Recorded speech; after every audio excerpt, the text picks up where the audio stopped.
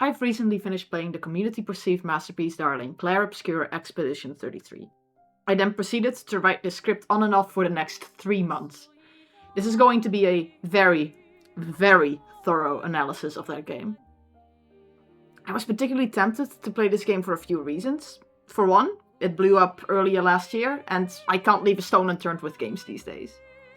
And two, it's no longer on my feed everywhere, so I can check it out in peace without drowning in people that won't shut up about it, both positively and negatively. I had the foresight of documenting my entire playthrough, blasted the difficulty to high, and played the entirety of Clair Obscur Expedition 33. Per usual, who am I and why do I talk about video games anyway? I'm a big nerd who has played thousands of games across all genres and platforms. I've been slowly getting into game analysis and have a few videos on it at this point. I also have a list of games I've played and some quick takes on them. So you can have a quick overview of what games I like and what I don't like. There's a lot of personal opinions in that list, so do be warned, we won't agree on everything. There will be a link to it in the description and pinned comment. Spoiler warnings! This video will be chopped up in sections. I will go over the gameplay, the level design, the monster design, and story. I will also briefly touch upon some drama at the end of this video surrounding the Game Awards. Gameplay will mostly be a high-level analysis with minimal spoilers, mostly early game, but the rest will absolutely be filled with spoilers. If your intent is to play the game yourself and you want to remain unspoiled, tab this video out somewhere in your forest of tabs and find it back once you're done playing. I'll very briefly go over the game itself. Clair Obscur Expedition 33, which I'll mostly refer to as Expedition 33 from here on out, is a turn-based RPG with real-time mechanics that came out in April of 2025. It's made by Sandful Interactive, a new company made in France in 2020, of which Expedition 33 is their first release. Starting with a team of at most 11 people growing to about 40 on the release of Expedition 33. The dev team has recently boasted 5 million sold copies, and Steam has a 97% positive review rating with over 60k reviews. While 5 million sounds like a whole lot, it's not even reaching most top charts with sales alone. It was a top seller on Steam during its first week on release, when not counting Counter-Strike, but it dipped off from the top within a month or so. It stayed within the top 100 bestsellers on Steam for a while. Overall reception for this game was majority positive, with a lot of players really falling in love with this title. It's important to keep in mind that Sandful Interactive did not come from nothing. They had a few places funding them, 3 of which they have accredited on the blog on their site. These are, as they describe, Epic Games for the 50k Epic Mega Grant to Project W, the CNC, French National Center for Cinema, for their huge financial support through pre-production financial support and tax rebate, the Occitanie region, in which Sandful is located, which also provided additional funds for the pre-production. It's that, and they got Kepler as a publisher in 2023 and posted twice about moving offices. Money was coming from somewhere. I just want you to keep this in mind, because the term indie studio gets thrown a lot with these people. Seeing how the term indie is completely in the shitter as is, I always like, at the very least, explaining what a company looks like in broad strokes, because I don't think Sandful Interactive falls neatly in what most people consider to be an indie studio. And what I think most people mean when they talk indie, they speak of these self-made groups that came from nothing, and that's simply not the case with Sandful. There's not a whole lot more to speak about in regards to Expedition 33 on the high-level stuff. We're just going to move on to gameplay. As mentioned previously, Expedition 33 is a turn-based RPG with real-time mechanics. We're going to start with that first part. Most of this game, you as the player will be spent beating up enemies of many varieties. The cycle is pretty simple. See a baddie, press a button to get the drop on them, or just bump into them to start combat. Combat is instant and you remain on the special combat screen until either you or the enemy drops dead. A maximum of 3 characters can fight at once, any other party members are benched. For the turn-based stuff, you're presented with your average JRPG options, a base attack, skills, and items. On your left hand, you also have an option for aiming and the other options for skipping a turn or fleeing combat, if you're not in a boss fight that is. On controller this feels pretty good, though it's pretty hard to mess up if you have such an extensive history of JRPGs to peek at and copy what they've been doing for years. Base attack is pretty simple, a standard attack on an enemy that gives you a bit more skill points to use for skills on a later turn. Skills are different per character. but do follow your standard formula of skill points go in, more powerful skills with extra effects go out. Sometimes they're elemental, and of course all enemies have their resistances and weaknesses to set elements.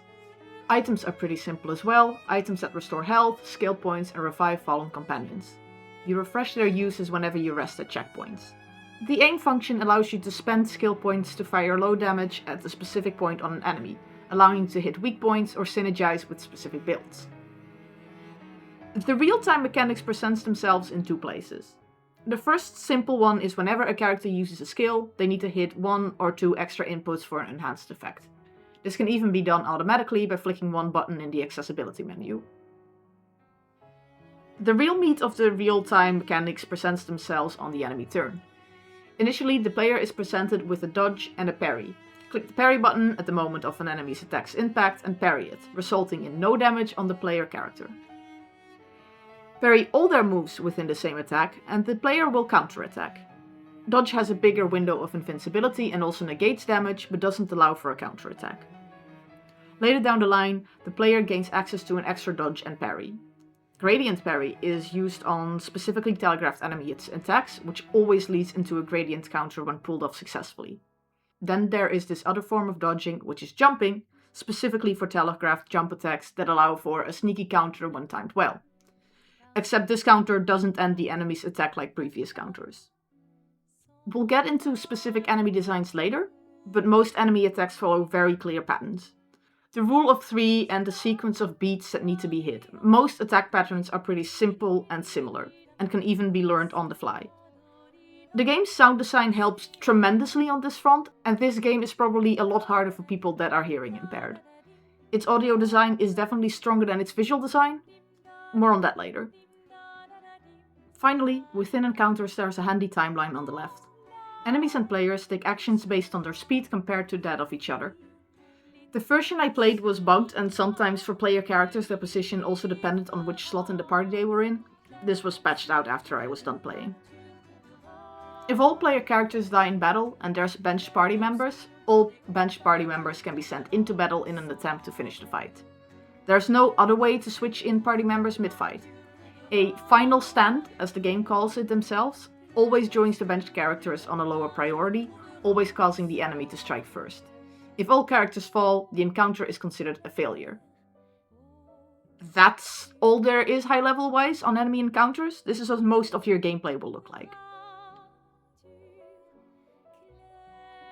When you're not fighting enemies, you are traversing your characters through the levels and overworld. It's very standard stuff. There'll be expedition flags that recover your health and potions, but respawn all enemies you previously cleared and also allow you to do things like level up your characters. All levels are pretty empty, occasionally with a hidden item around that you can pick up and is otherwise populated with enemies you can initiate combat with. There's otherwise not a whole lot to state on the exploration aspect itself. It has the grapple hook to get you to places, and the level occasionally requires the player to jump small jump puzzles. The overworld has slightly different mechanics for traversal, but they follow very basic gating Metroidvania logic.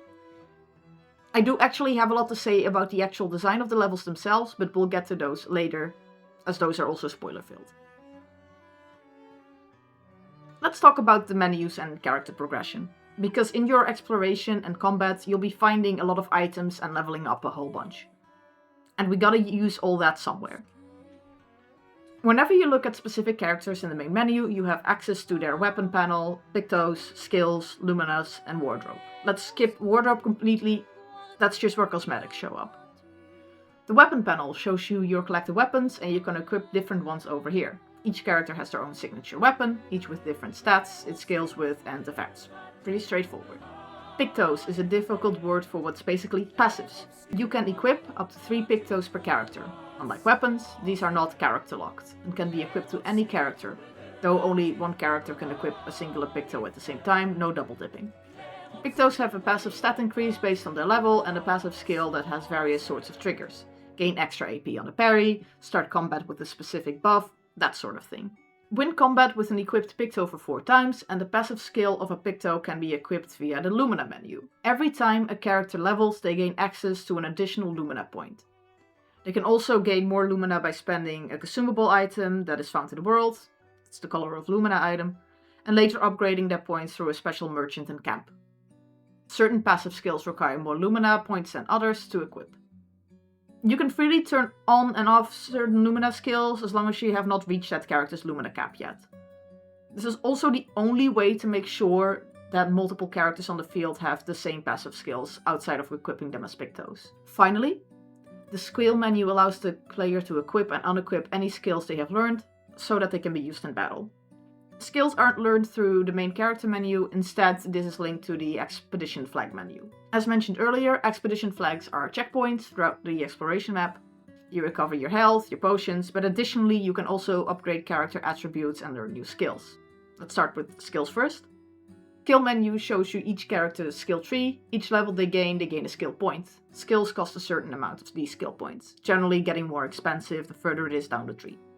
And as you would expect, you can only get more expensive skills by buying the cheaper abilities earlier in the tree first. The attribute menu allows you to upgrade your character's attributes: vitality, might, agility, defense, and luck. The menu itself explains what these attributes do also. Every level up, a character gains 3 of these points to spend wherever they want. Certain weapons scale with certain attributes, and through this menu you can always see which attributes are preferred for your currently equipped weapon. You can reset your points through recode, an item occasionally found within the exploration part of the game. Finally, through the overworld map you can have your character's camp. It's heavily inspired by Dragon Age Origins' iconic camps, but truth be told, Expedition 33's version of it is pretty bare bones. It's mostly a place for dumping a bunch of cutscenes needed for plot progression. You can check up on your teammates and occasionally have bonding moments with them later in the story. Again, heavily inspired by Dragon Age's original system. I'll come back to it. Apart from that, you can occasionally write in Gusta's journal here, and a bit past the opening of the game, this will grant you access to NPCs that can upgrade your weapons and allow you to assign extra Lumina points to your characters. Upgrading weapons, super simple. You find weapon upgrade materials in the world, you take it to the NPC, and they will upgrade a weapon of your choice for you. Weapons gain more power with each level, and at 3 set levels they gain extra abilities. This is, in broad strokes, the entire gameplay of Expedition 3. There's a few smaller mechanics, I will touch upon them later, and most stuff requires me to talk about in greater lengths later. But it will be spoiler-filled. So this is your one and only spoiler warning for Expedition 33. If you're watching this, still have things you want to experience yourself first in this game, be warned, I'm going to be spoiling whatever I feel like from this point onwards. Moving on.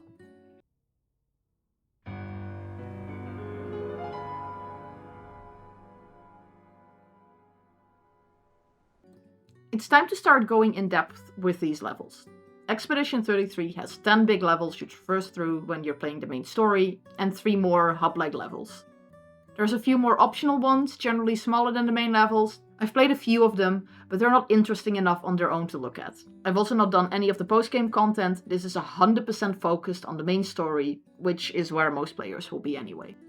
Let's do something fun. We're going to make this part of the video interactive, because I've been toiling on how to get my point across here without yapping for an hour about video game design fundamentals and having the driest presentation of 10 in-game levels.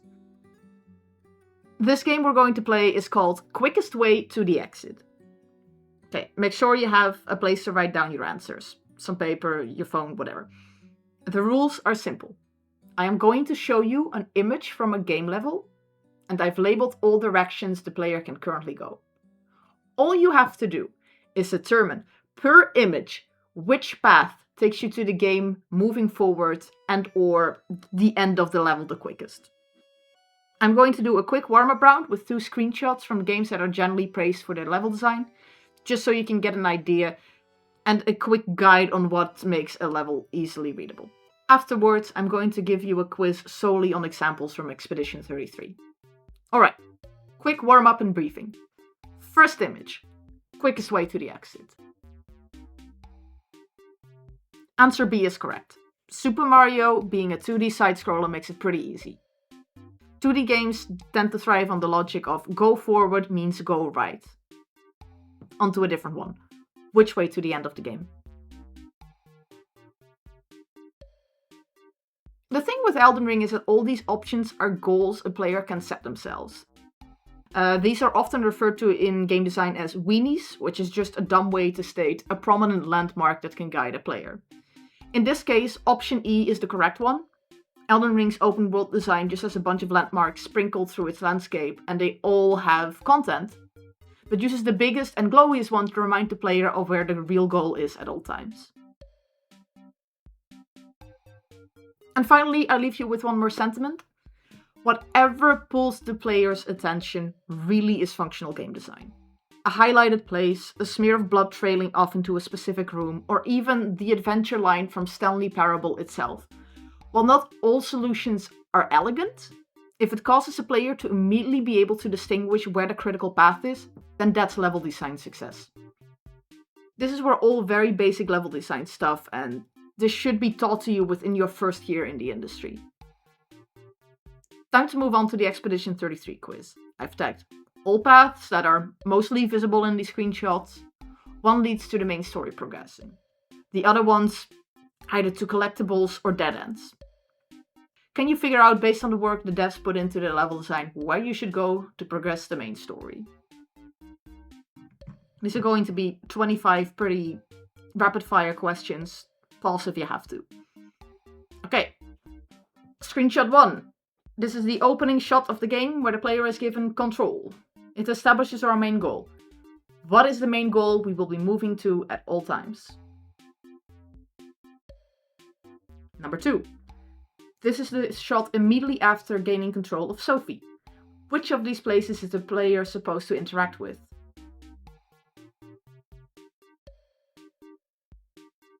Example 3. We are told we should head to the harbor. When we arrive at this plaza, do we follow the street left, right, or the closer path to the right? Example 4. We're skipping a lot of Spring Meadows because there's a lot of just go straight ahead with no detours. We come to our first intersection. Do we go left or right to progress the story?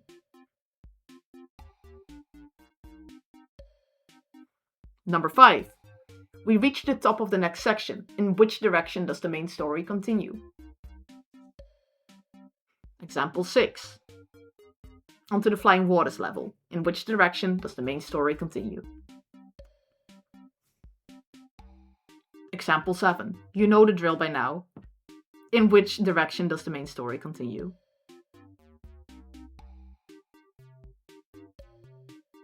Example 8. In which direction does the main story continue? Example 9.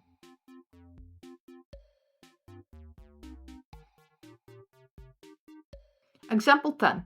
A slightly different version. You are on the current path, you hear a low monster roar to your right and you see this path. Is the main story on your current path A, or the red path with the sound cue B?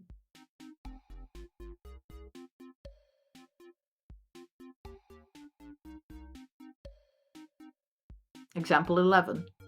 You know the drill. Okay, we're skipping through Ancient Sanctuary fully because its level layout basically looks like this when abstracted, and it's followed immediately by a rather messy hub world, so we're also skipping Gestural Village. Esquius Nest is also fully linear, so skipping that too. Moving on to example 12. Which direction does the main story continue? Example 13. You know what to do.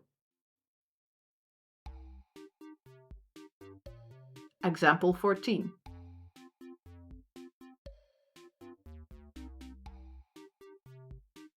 Example 15.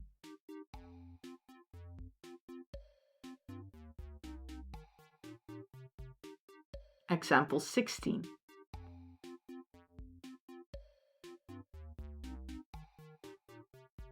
Example 17.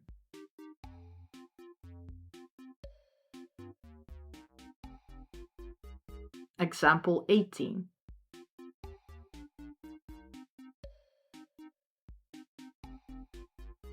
Example 19.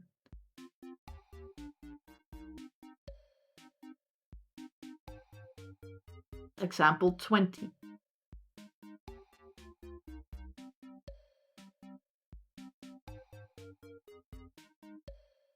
Example 21.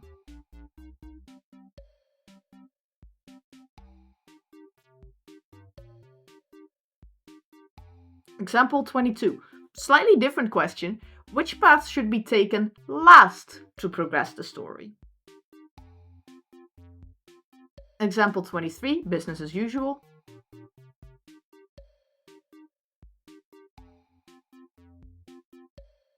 Example 24.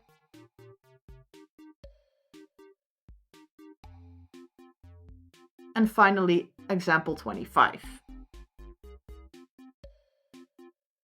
Okay, pens down, that's it. Technically there's another entire level, but just like Ancient Sanctuary, its basic level layout is very similar to it, with some small hidden paths with collectibles. Also, that was 25 questions, we're not gonna drag this out. Now those were all the questions.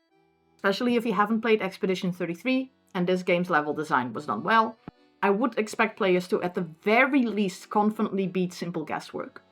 Expedition 33's passing grade is when somebody who hasn't played Expedition 33 before, but does regularly game, will at least consistently 60% of the time pick the correct path in this quiz. On screen now, the correct answers.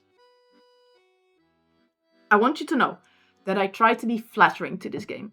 I try to grab flattering angles, the shots they would give to the player the moment they come out of a cutscene and are given control again. I'm going to be harsh to this game in this video, and it's not just because I'm mopey about it. Part of doing this quiz is that I wanted to make Expedition 33 the best it could be and actually have a chance of passing the expectations I have for any game. There were things that stood out to me that made my job hard to make Expedition 33 look good. There's a GIF on their main store page that makes me laugh now every time I see it. I'm going to show it to you right now. And notice something? It's that all the cool stuff is high up in the air. The camera always cuts off the lower part of the body. But now imagine if you're currently traversing this world. Your eyes are not looking at the sky. They are near the ground. Because not only are you always looking for the path, the game also has hidden collectibles there, your level up items, your pictos, enemies you have to look out for. The gameplay is happening below, but a lot of the cool set pieces and our so-called weenies for direction are often high. And I can tell this came up during playtesting, because if you paid attention to the quiz, you can tell I left very obvious hints on the screen most of the time. It's any character going, oh my god, look at this. Look for that. Have you seen that cool thing? It's a very dirty solution to art testers often don't know where to go.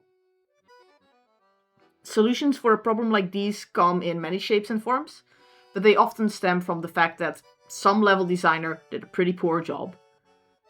There's scenes where light does shine brighter on the goal, and then there's moments where all colors are just washed out.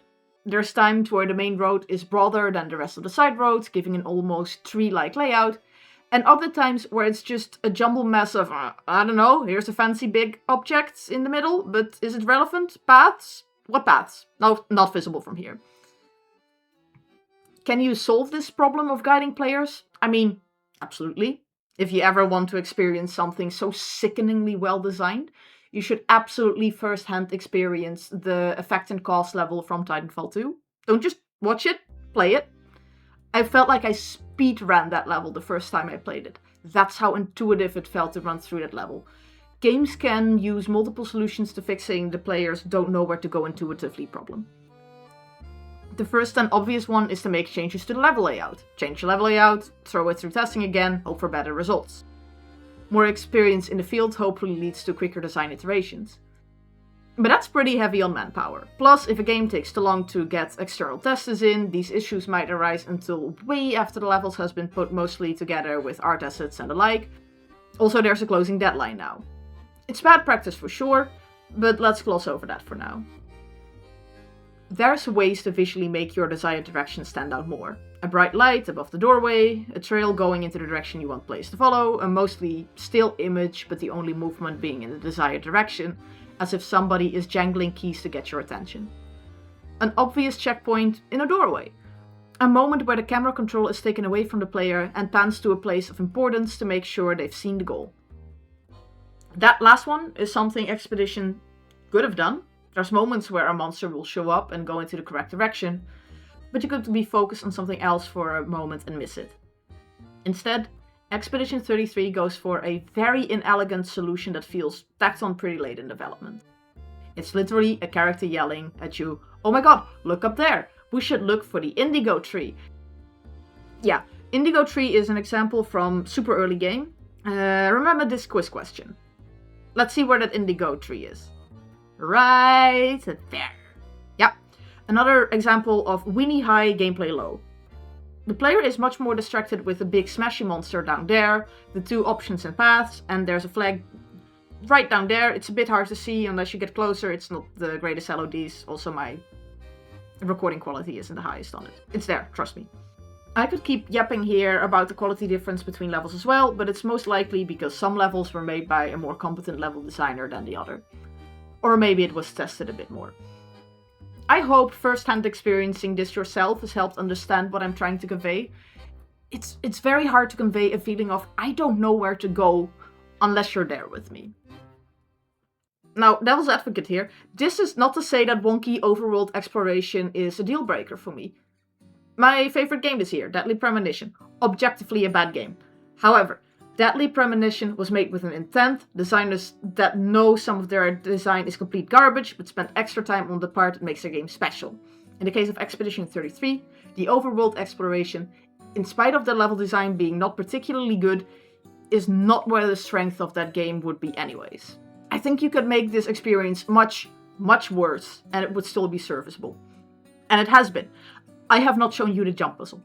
It is one of the worst things I have... It's one of the worst things these level designers have to offer you. Completing it grants you swimsuits. I'm sorry. I thought this Expedition 33 was pretending to be this new and unique thing, but not only does it copy established JRPGs shoddily, it even stoops to the level that shittier JRPGs do and give fan service material in the hopes of keeping players happy. And you know what? Let's chill. You could have put 10 more of these in Expedition 33. Would still be regarded as a masterpiece by the general populace. Long story short, level design wise, Expedition 33, weak at most, but despite my objections, not a deal breaker for this game. I will, however, add it to my list of frustrations with this game. We're going to stop analyzing the level from here on out. We're going to move on to enemy encounters.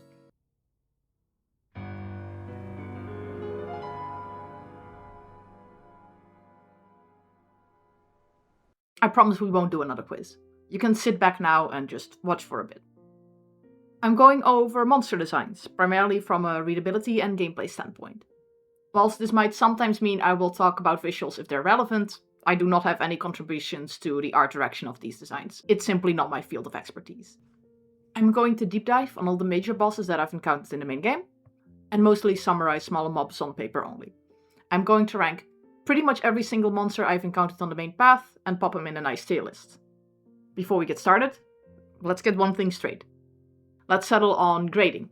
I'm not just going to randomly spout numbers and monsters. Let's actually establish a way to grade these monsters.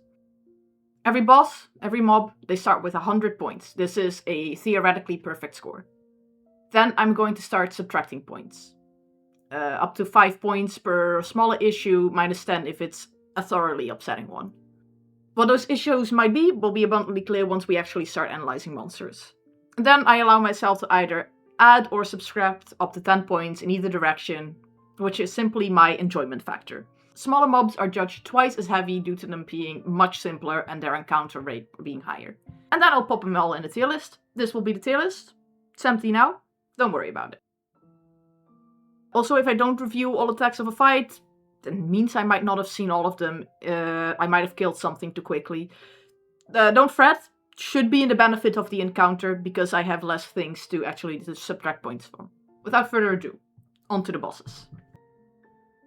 I'm going to butcher this man's name so badly, so I'm not even going to try. Évêque is the first boss you'll face at the end of Spring Meadows. Évêque being the first boss means he's also pretty chill overall. His attacks are pretty weak, even on the highest difficulty, and he has mostly simple attacks. Évêque also has a big glowy spot in his chest, that's his weak point, and he can be shot once for massive damage. Évêque has two versions of a standard attack, one with a spear and one with two that he pulls out somewhere halfway during the fight. I have little notes on that first attack, even though it does unfortunately follow the school of flowy animation instead of snappy, which is much more preferred in block-heavy games. for reasons that will become abundantly clear soon enough. I'm not going to detract points for that one. The second version, however, really ruffles my feathers. He pulls these swords in the air, gently holds them there for a while without any indication of movement, and then the perfect parry is on the moment he pulls down his weapons. Just an FYI, the average human reaction speed is somewhere between 20 to 25 milliseconds, so a fifth to a quarter of a second. So I checked the frame between where his attack visibly starts and the moment of impact, and it's just short of half a second. Sounds like it would be enough, but due to that lingering animation, it's really hard to visually spot where that attack begins, so it's really easy to have too little time to respond to his attack. I'm just immediately detracting 10 points for that issue being pretty complex, especially on what's supposed to be your introductory boss. FAQ has 2 staple moves, this attack and the upgraded variant, and a spell and its upgraded variant.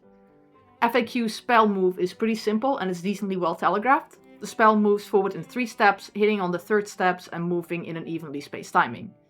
Honestly, from that standpoint, I have very little to nitpick on. Both its standard and upgraded version are quite calm and really good for an introductory boss. I do have 2 other nitpicks on these attacks. One is I think FAQ's initially build-up animation is a nothing burger. It adds nothing and can only be misinterpreted as another thing charging up, but I'm not going to detract a point from it. I think that's minor enough. The thing that I will detract points from is that his attack becomes visually messy once FAQ targets the same character twice or more in a row. The SFX from the previous attack is still on the field and hides the SFX of the later attack. SFX? VFX? VFX. Whatever. I'm only going to subtract 5 points twice for both versions of the attack. It's lucky the sound cues are pretty solid on the attack, but this becomes moot once your audience is in some way, shape or form auditorily impaired. And that might even simply because they're on console and playing in a busy room. A while into the fight, FAQ will summon 2 adds into the fight. He summons 2 Abests, which means we also have to drag in Abest's baggage into the scoring. Abests are pretty decent enemies, but their base auto attack again has that smooth animation into sudden hit, but also their weapon is barely visible, doesn't scream danger when it pulls it out, if you notice it to begin with. Mob ruling means I give a best a -20 on that big issue on a single attack, but it will be halved for this being a boss encounter and it being more complex. This means that the Abbess presence in this fight will detract another 10 from the total. Finally, a smaller nitpick. FAQ has a weak point that you can shoot. Now, unfortunately, he also starts with shields, so if you're a dummy like me, that damage gets wasted. Not a problem though. 2 smaller nitpicks that I will only subtract 5 points for once. In most attack animations, it looks like it lit up again, but then it isn't really when you can attack FAQ again. It threw me off a little, but also made me not realize that it was back for real when FAQ does its charging attack. I looked it up later and it turns out it was shootable again at this point. But because I was now used to the highlight being there during attack animations, I didn't realize that it had come back and just maybe that might do a good amount of damage. Again, small nitpick, still something that could have been improved on. Finally, I'd give him 1 extra point on personal enjoyment. He felt too easy, annoying in weird places. This brings FAQ's final score to 66, putting him right here on the tier list. Moving on.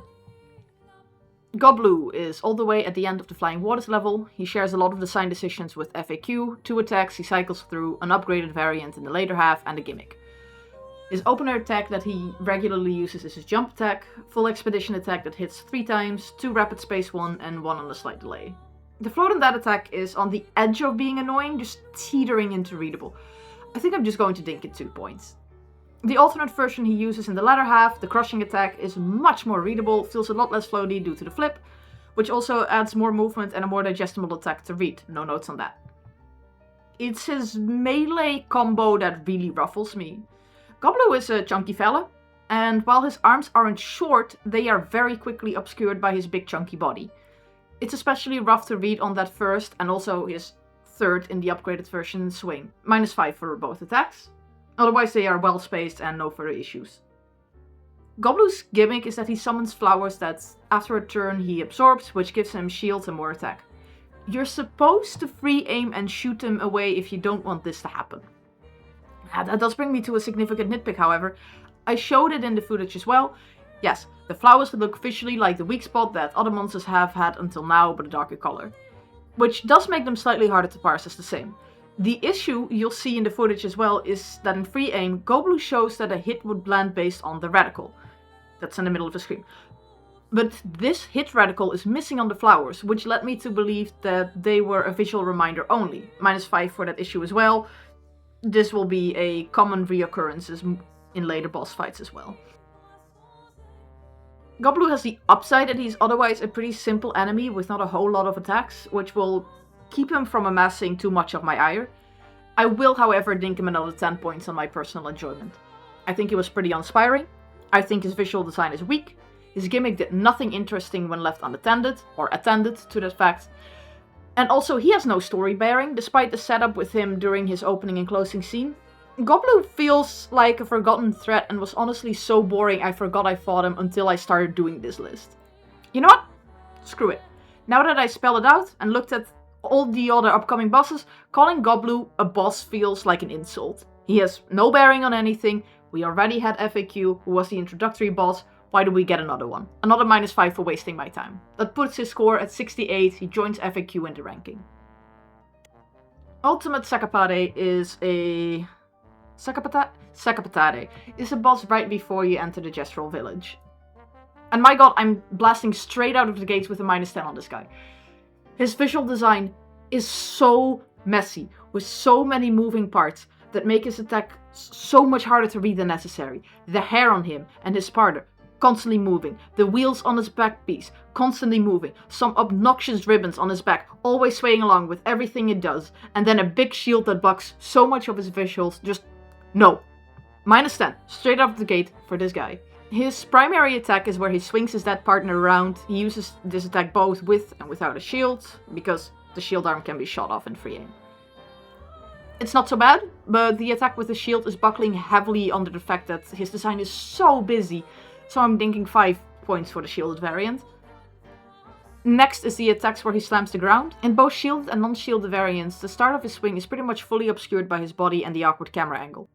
And he also hangs an awkward amount of time in that animation, just -5 for both variants. The shield slam is decently timed, but what on earth is that first spin he does? It's so distracting, it adds nothing, it does nothing. It's not an approach either, it's horrid, -5. Also part of the later half is that he raises his shield, and now after that shield slam he will also fire his cannon 3 times. And the telegraphing on this bad boy sucks. The first attack comes out super quickly. At least the attacks are evenly spaced, but he has 3 cannons. They could have quickly lit up in sequence before firing or something, to make it more cohesive with the other rule of 3 spell attacks, but no, it just goes. And it has the audacity to be a party-wide attack. -10. And ultimately, if you shoot off his shield, he unleashes his ultimate attack, which is a catapult on his back. The parry window on this one feels off, especially because the easy tell, the launch, is not the moment to do it, unlike the cannon, but the moment of impact. And mind you, the trajectory of these things is partially cut off at the top of the screen, and the camera is at a horrid angle where you can't fully gauge the distance either. Another -10 for inconsistency and weird timings. Going to give him a -5 on personal enjoyment. Not as bad as Goblu, still a stinky design of a boss. This puts Ultimate Sakapatate at a stinky 45 score. He goes right here. Moving on, we're skipping Francois. He might be a unique enemy, but he's not all that interesting, and a pretty short encounter. He's getting lobbed in with the common enemies. Skipping straight ahead to Lampmaster. We're in for a doozy with the final boss of Act 1, Lampmaster. This guy comes in 2 phases, and he's got quite a few things going on, plus a special gimmick. Let's just stick to a few positives first. His first phase has 2 attacks that are pretty clean. His jump attack reads pretty well, his weapon really stands apart from his body during his attack, and the timing on it just works well. Same goes for his Dark Explosion. His first animation properly draws attention to which part of him is going to impact, and the follow-up jump and its landing flow nicely. I'm going to do a general 5-point detraction for how busy his design is. Because his jump and Dark Explosion attacks are the only 2 attacks that make his weird body shape work. Everything else, not so much in varying degrees. You'll see soon. The attack where the Lampmaster uses the power of its lamp to attack is garbage. This is not a Lampmaster exclusive. Almost all attacks in this game that have VFX of power drawing in and then blasting out all feel terrible to time. I've said this before with FAQ, average human reaction speed is somewhere between a quarter to 20% of a second, and this attack has about half a second reaction time as well. But unlike FAQ, this attack hits the entire party like a truck. Minus 10 points. And also, why is that little jump attack called Dark Explosion and not this one? His disruption attack suffers heavily under his busy design, the timing is odd, the movement of impact hard to spot, and then it gives you the dizzy status, which should have probably been more a phase 2 thing. Also, difficulty settings makes this thing hit way too hard, so you generally don't even survive this attack. I'll get into issues with difficulty later, but another minus 10. Phase 1's gimmick is that after every attack, Lampmaster will activate the 4 floating lanterns around him and fire projectiles. Nothing much to hate on that, except that the gimmick is circumventable, but suffers under the same issue that the Goblu fight had as well. These lanterns don't have a hit reticle. So yeah, I didn't even try. Minus 5 points. Onto phase 2 and boo howdy, are we in for some garbage? His flying combo is unreadable, except for maybe that final attack.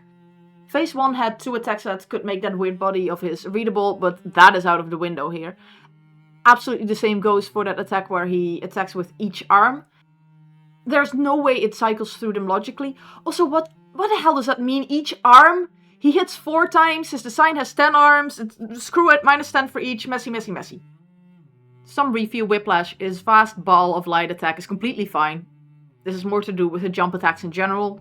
We haven't even touched upon his phase 2 gimmick yet. After every attack he does, Lampmaster lights 4 of his lanterns in a random sequence. All the player has to do is to free aim shoot the lamps in the sequence and he won't do his big boy likely to party wipe attack. That attack sucks, but at the very least your goal is clear, so I'm not going to ding any points for that party wide attack. The gimmick itself is also fine and pretty forgiving.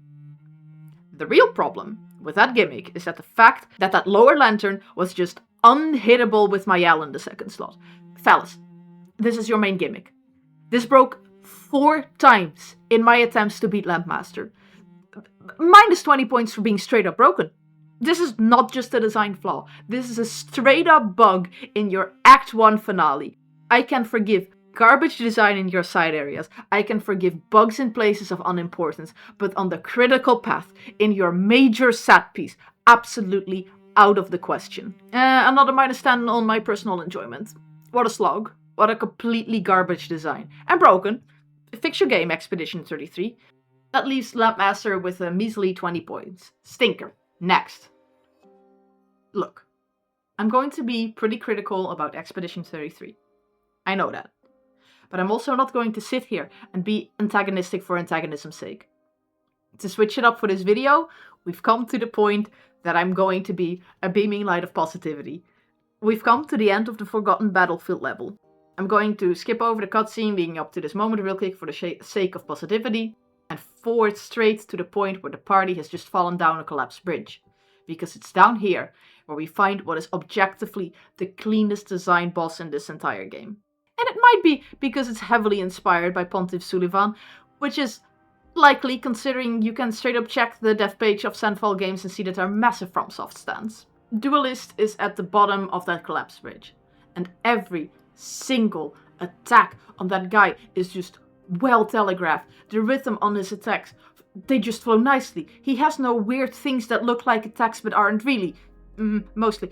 Even for expert difficulty, all the perfect parry windows feel like they're in the exact correct place. His second phase doesn't feel like a sudden new thing you have to learn. Instead, it builds upon what you've already done in the first phase and makes his combos seemingly more brutal. But because they're advanced versions of his earlier moves, it feels very instinctive, very great to parry.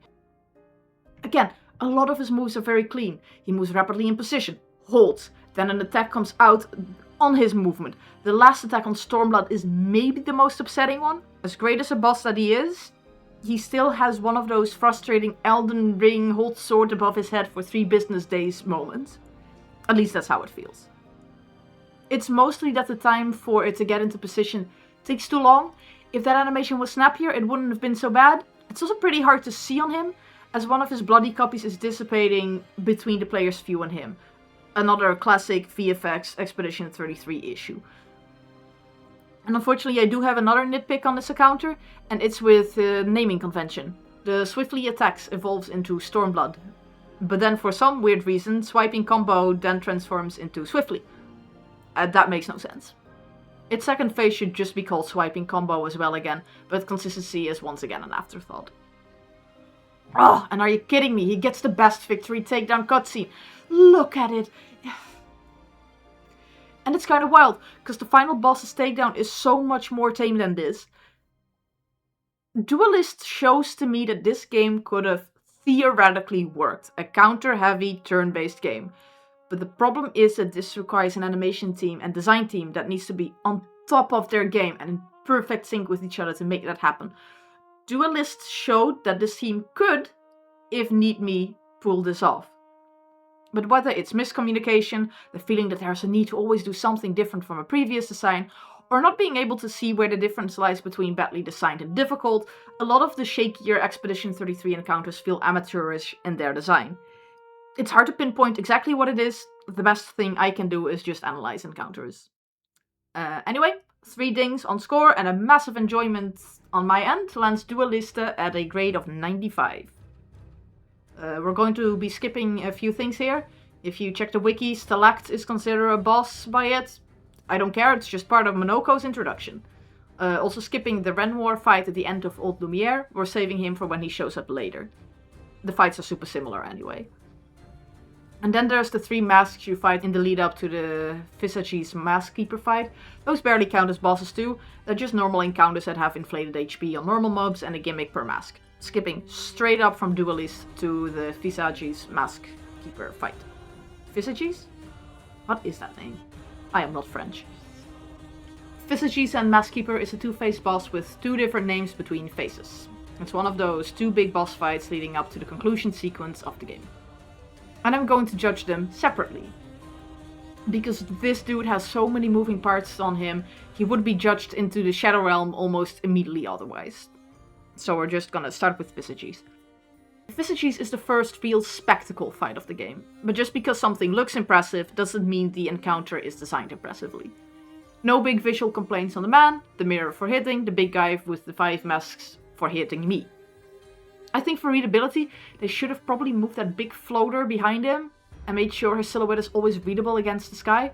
The colors are so washed out in general in this encounter, it could have really benefited from a darker silhouette against the stark sky.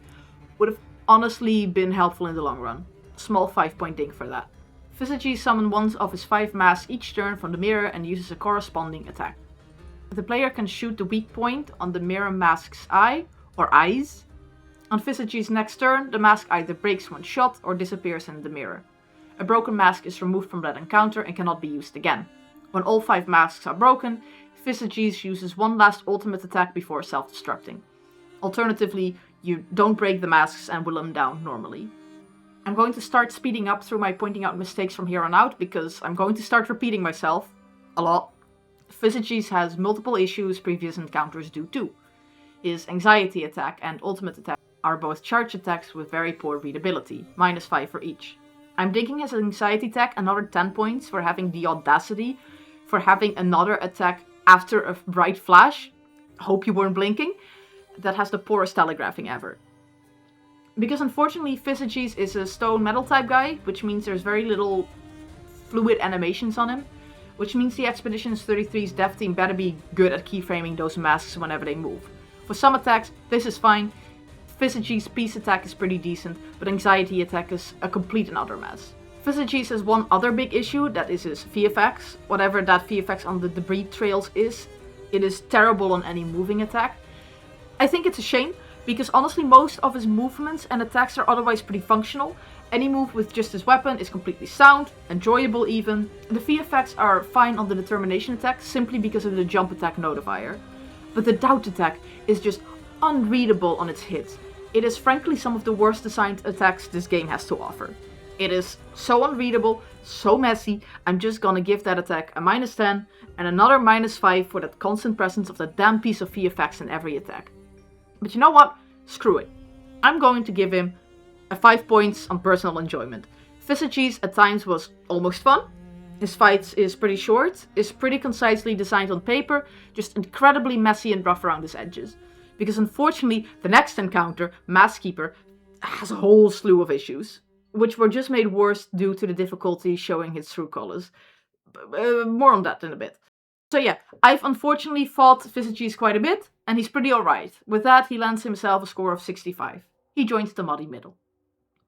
Okay, on to the second phase, which is Maskkeeper. If I sounded annoyed with this guy more than usual, let it be known that it's not just this encounter, it's the difficulty settings too. But I'm going to give him a score first before talking about that. Once again, we're in a drab environment with a pretty dark silhouette against a stark background, and there is, again, a floating rock behind this boss, hampering readability.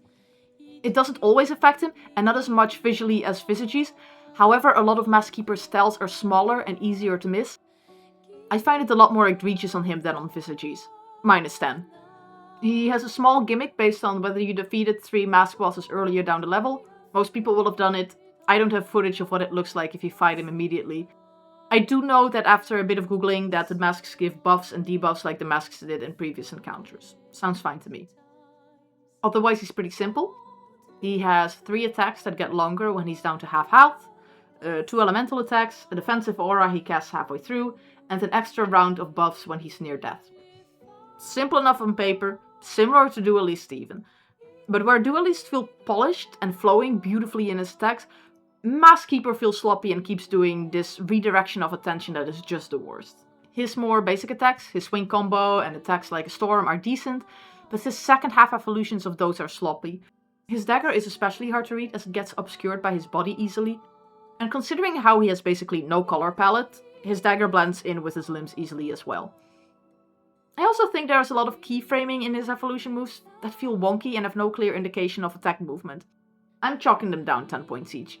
I have a lot of beef with Maskkeeper's Attacks the Expedition attack. I have 2 big issues with it, but one of them is in conjunction with another thing he does. For the most part, it's once again telegraphing. It has that weird little charge VFX blocking the swing part that indicates a weapon attack. But what I found way more frustrating is the animation. Just, you see how he twirls his stupid little sword and it's like the nicest jangling pair of keys and you can't keep your eyes off. Not what you should be looking at, it's his other weapon, just chilling in the back.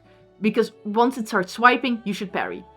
And that charge VFX starts too early if you hit when it shows you parry too early, so it blocks the only useful visual part for the parry.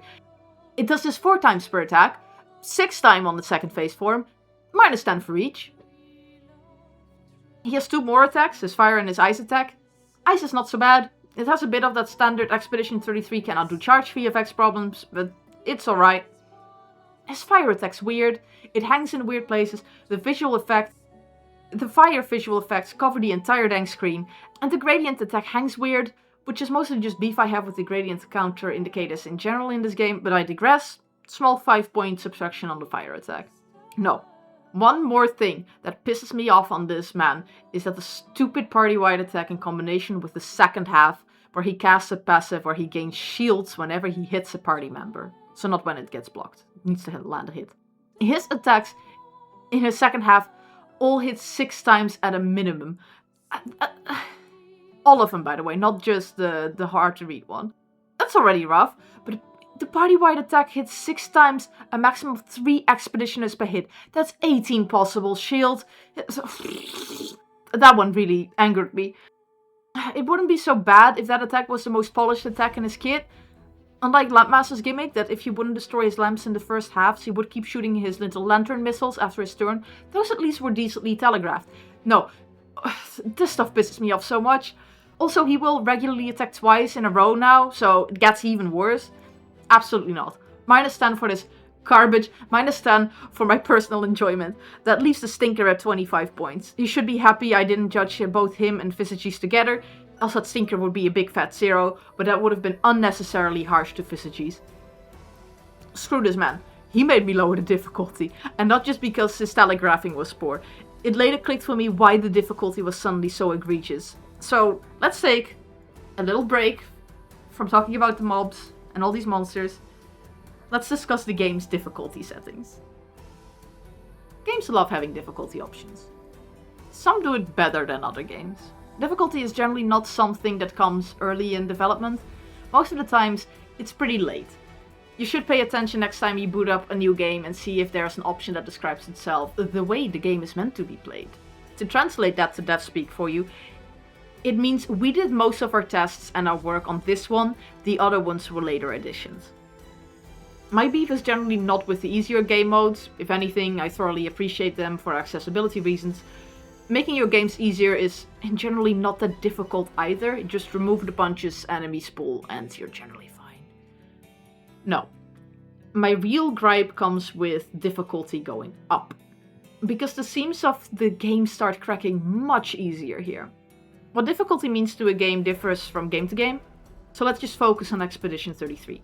Expedition 33 changes but one real thing between normal and expert difficulty, and it's the amount of damage that enemies deal. I generally like it when games can crank up difficulty with just one move, instead of 10 different ones and make it hard to balance a 30-hour experience. However, the problem is that this seems to be a percentile increase, instead of an encounter-by-encounter type deal. I can right now tell you that the difference between expert and the default difficulty are neglectable. I'm going to show you the math, don't worry, it's not that scary. Let's make an assumption that enemy damage goes up 40% across the board on expert. Let's look at the player health pool over the levels compared to the enemy damage on the default difficulty over the course of the game. Enemy damage runs pretty much next to the player's health pool in such a way that a basic attack always hits for about a third of the player health pool. This is obviously a simplified version of the situation. If you would want to make a higher difficulty, you'd probably just crank up the damage of the enemies in such a way that the amount of hits a character can withstand goes down. Let's say that on normal difficulty, a player could on average survive about 3 to 4 basic enemy hits. This would be between 1 and 2 on expert difficulty. Yes? Seems logical? All good. And that 40% damage increase does kinda do that in the early levels, but not later on. Because the problem is, a 40% increase on a linear increase actually turns that damage graph into an exponential graph. And the real issue is when that damage starts intersecting with the health pool. It's because at that point, enemies start one-shotting you. Combine this with monsters with poorly designed attacks and just simply a bigger amount of hits you need to parry, and fights just become a slogfest of get hit once, die, restart encounter. I think it's pretty impressive that something this simple got messed up by a simple piece of math that got overlooked. It also proves to me, again, that difficulty in Expedition 33 was an afterthought, because a percentile damage increase is a pretty simple thing to implement. In reality, they should have gone back to every mob and every boss and manually tweak numbers according with flat increases. But you know, it takes some precious manpower. That segues me right back into my conclusion of Maskkeeper. Because the difficulty hit that difficulty intersection with Maskkeeper, his attacks hit often, and with the percentile increase on every attack, those attacks started to two-shot me. In combination with the garbage telegraphing, I had it with this game, and the difficulty was going down. The fight was suddenly a lot more bearable, and felt much more in line with where the player's stats should be. Anyways, enough yapping. Next boss. We're in the home stretch, 4 more major bosses to go.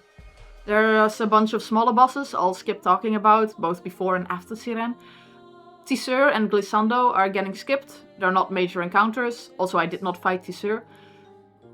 Also Gargant and Creation are skipped later, just not plot relevant, and I really want to wrap this up because, yeah, my script just passed 10,000 words at this point. I don't want to add another half an hour of irrelevant footage. Anyways, Sirène.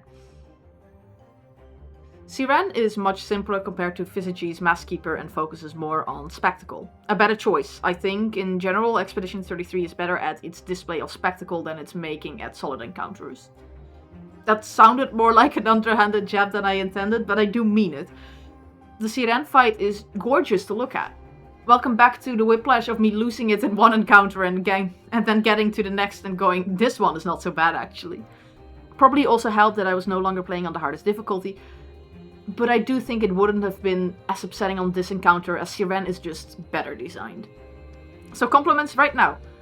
Sirène's movements are very flowy, which generally don't lend themselves with movements that would be easy to read moments of impact on. That's fine, because Sirène delegates all their attacks.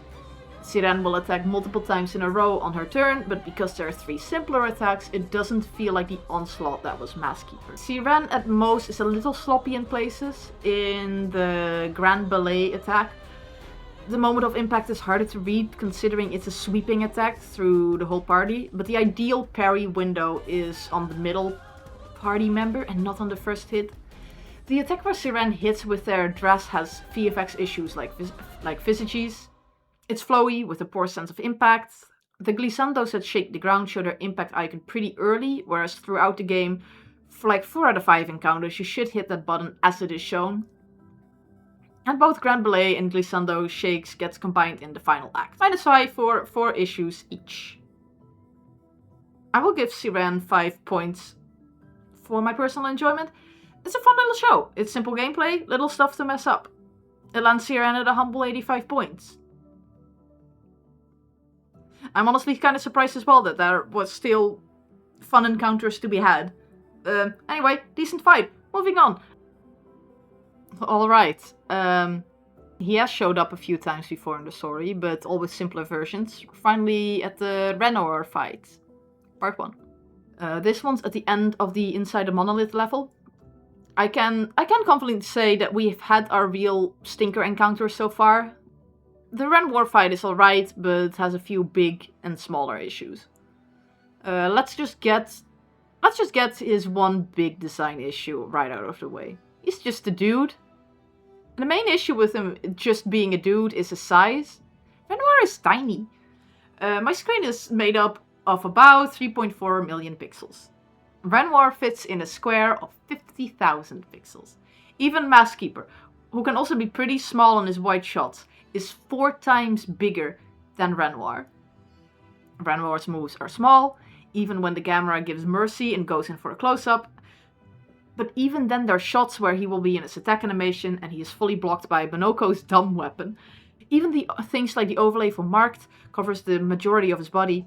And I'm pretty sure the devs are aware. They do their best on the close-ups and the like, but I feel like how the battle screen is laid out, human-sized foes should have never happened. I'm going to be rude and just remove 10 points immediately for it. You tried Expedition 33 devs, I respect it, it just don't work. Because the thing is, that a lot of his attacks do actually throw really nicely. Especially his first phase attacks feel good to parry and are pretty readable when not covered by Monoko's weapon. He has one dumb spin in one of his first 3 staple attacks that's a bit unnecessary. I don't see a reason to deduct points from it. And that brings up to second phase. I know, basically no feedback. His attacks are solid, you bring him down to half health, and then he fully heals and you go into a second phase. I am, just this once, going to be bothered by visual design that has nothing to do with gameplay. The second phase is initiated by the spirit lion walking in, and I am under the impression by the music and the way that this is framed, that this lion is supposed to be scary. Yet it is not. And it has everything to do with his walk animation. Don't get me wrong, that walk cycle is not far off from how lions walk. This lion, however, is animated after a lion just taking a casual stroll, like this one. A lot of animals, when they turn their heads down, they're scary, not lions. Just kind of vibing at that point. I even have some examples for you. Look at one of them hunting. Hanging low in their shoulders, yes, but head high up. But if a hunting lion feels weird, I also have an example of lions displaying territorial behavior. They're on their tippy toes, head high, sometimes even the tail high, swishing, alert, aware, in the moment. Nothing like Sunday Stroll Casual Boy that's in Expedition 33. I know it's pissing me off more than it should, but this is my tier list and I can do what I want. -5 points for good measure. Get some better reference material in the future, devs. It's not like the lion's animations are going to be realistic for the fight anyways, with him doing flips and shit. That lion has some poor telegraphing. Renoir will attack twice a turn in the second phase and gains a few new attacks with the lion. The attack on the first hit of his flip is unreadable, -5 points for that attack. A small 2-point reduction on his tail attack. The gradient visual window is on the early side, but you can just about hit it anyways. It'll feel bad to do. The claw attack doesn't feel great, but it's luckily for it just in the nebulous realm of feels bad and I can't quite put my finger on why. No point reduction. The roar attack's alright. Renoir has a few more attacks that might have been in phase 1 too, but I only saw them in the second phase. The Waves of Chroma attack is terrible. It's the charge VFX issue again, but it also blocks itself visually. Just -10. He has enough attacks and this one should not have made the cut. And finally another 5-point detraction for the attack where he charges a big pool of chroma above his head. It's another example of the big danger orb is not where your eyes should be, instead you should pay attention to his tiny little arm smashing down. That was also just behind some subtitles in my example. Once again, tiny Renoir hides easy. I'm not going to give or detract any points in personal enjoyment. Honestly, I started growing kinda weary with the game at this point, as I feel like I'm repeating myself with points of feedbacks on these bosses, as did the game start feeling repetitive. It had shown me its tricks, it was now just going to do them over and over again until the story had caught up as well and shown you all of its tricks. Anyway, total of 63 points, join the Muddy Metal Renoir Part 1. Next! Okay, we're finally at the Paintress. And honestly, the Paintress took a lot of better design decisions from the Sirène fight and does it again, just with slightly more nitpicks. Simple attacks, cool set pieces. Awesome. I'm just going down her attack list. Void Meteor attack is solid. It just works. Not the flashiest, but it's fine. Her Gradient attack, simple, but it hits right, clearly indicated. No minus points. Her Chroma Waves attack is near identical to the previous Renoir fight, and is just as bad as that one, so another -10. Her Scatachroma attack suffers from Expedition 33 inability to make the charge V effects look readable. This is like the 10th time I've said this, but here we are again. At least it's only an issue on the first hit. -5 for that. -2 points from the Rocks from the Monolith attack. It's slightly on the floaty side and hard to read. Otherwise it's fine.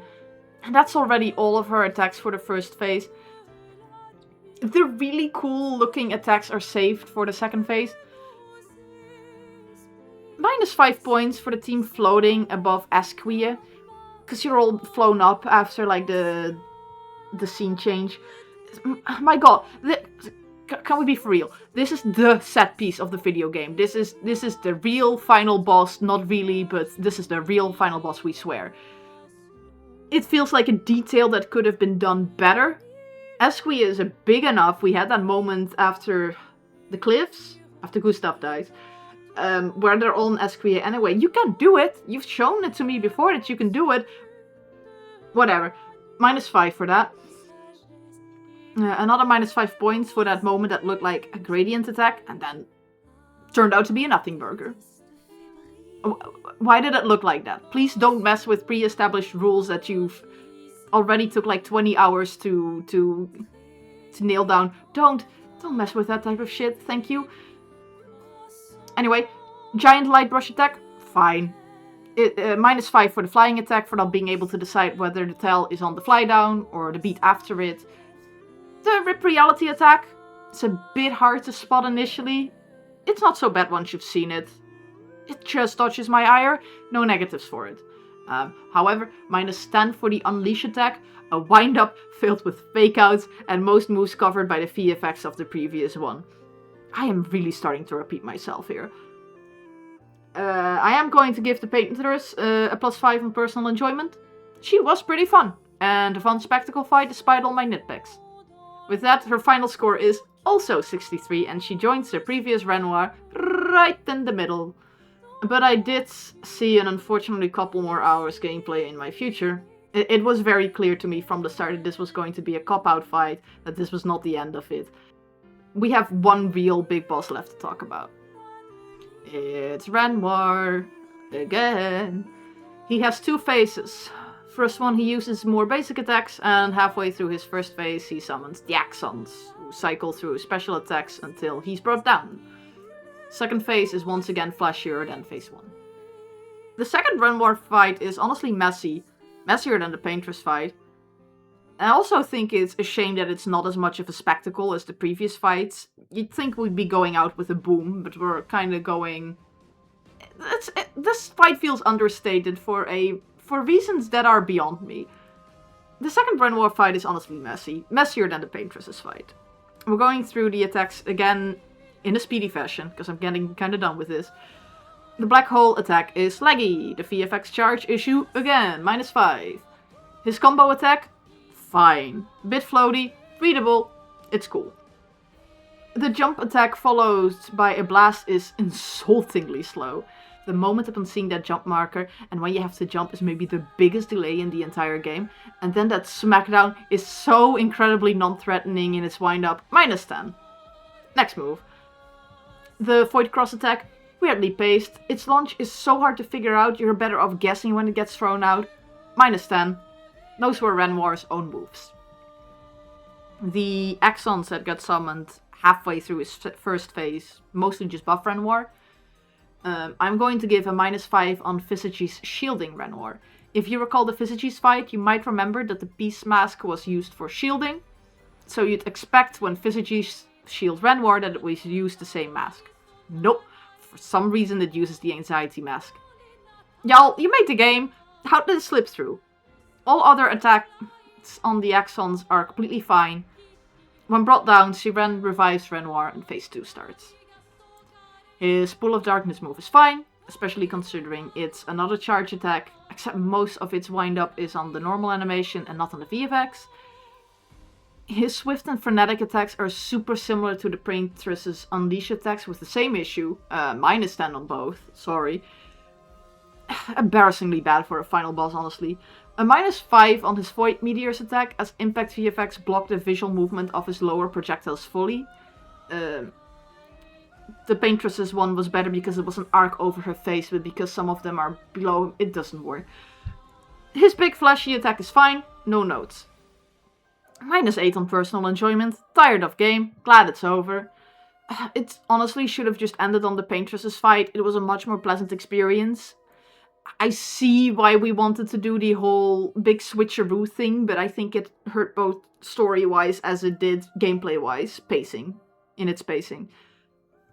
Well, we'll get to story in a moment. But anyway, that leaves Renoir Part 2 on a garbage 37 points.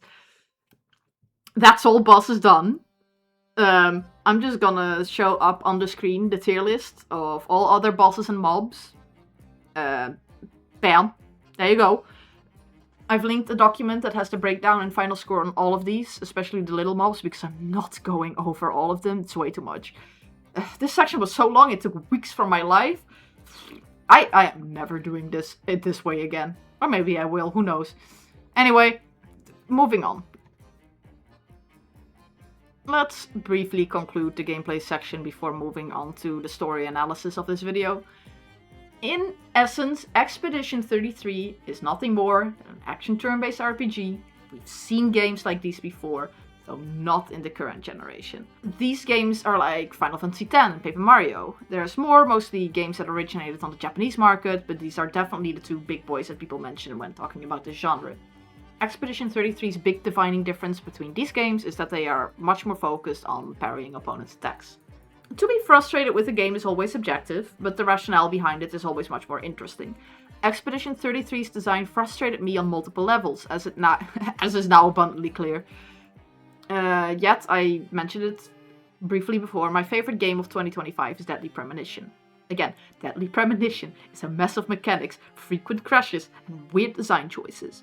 By all accounts, objectively worse than Expedition 33. If objectively means things we can measure, such as mechanics, frequent crashes, etc., etc. Yet, Deadly Premonition is so captivating, trying to wed narrative and gameplay in such interesting ways. Swery's work in general I hold in high regard, but even more so after having played Deadly Premonition. Deadly Premonition tries new things, takes risks, and is something that has been truly burned into my long-term memory. Expedition 33, on the other hand, is doing something that has been done before. And something that has been done before well. I think it's been advertised a lot as this new, never been done before, innovative gameplay, but it also has to do with the fact that a lot of the younger audience simply has not come into contact with the action turn-based RPG genre, ever. And I can see why Expedition 33 would be really cool if this was your first interaction with it. I, however, have seen better. Expedition 33 promised me this parry-focused turn-based RPG and fails in areas I find important. If your game is parry-heavy and you opt for not using hit prompts, then your animation team better have its stuff together. Expedition 33's animation and monster design department isn't bad, but being merely mediocre is not good enough for a game like this. Deadly Premonition's design team is probably worse quality-wise when compared to Expedition 33. Yet most of its design can be terrible in that game. The writing and its integration into the game is so phenomenal that that game can excuse a lot of its bad gameplay in similar ways that in Expedition 33, the fact that the level layout is horrible to navigate and you never know where to go is also not a deal breaker. Even if Deadly Premonition would crash, I would shrug and boot that game up again. And if Expedition 33 would have crashed on me regularly, I think I might have rage quit that game and we would not have this incredibly long-winded rant.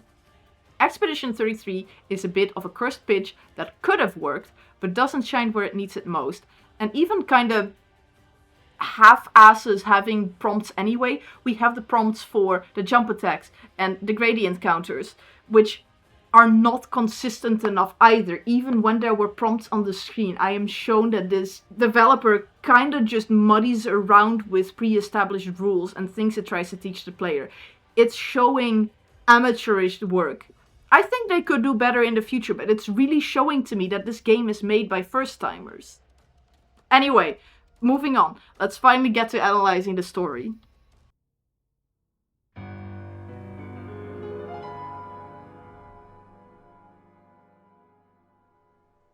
I've been putting this off. It's time we judge the writing and its integration with the game.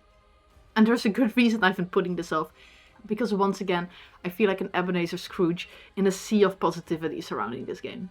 So, let's take that Ghost of Christmas Past for a spin. I'm off into the past and handing 16-year-old me a copy of Expedition 33. She absolutely loves this game. It's so cool, it's so real, it's so emotional. The gameplay is something like she's never seen before, and it became one of her favorite games ever. However, the Ghost of Christmas Present is very stark in contrast. I played Expedition 33 wanting to give it an honest shot. But I'm no longer 16. I've played an ungodly amount of different games over the year. Expedition 33 is a middle-of-the-road experience.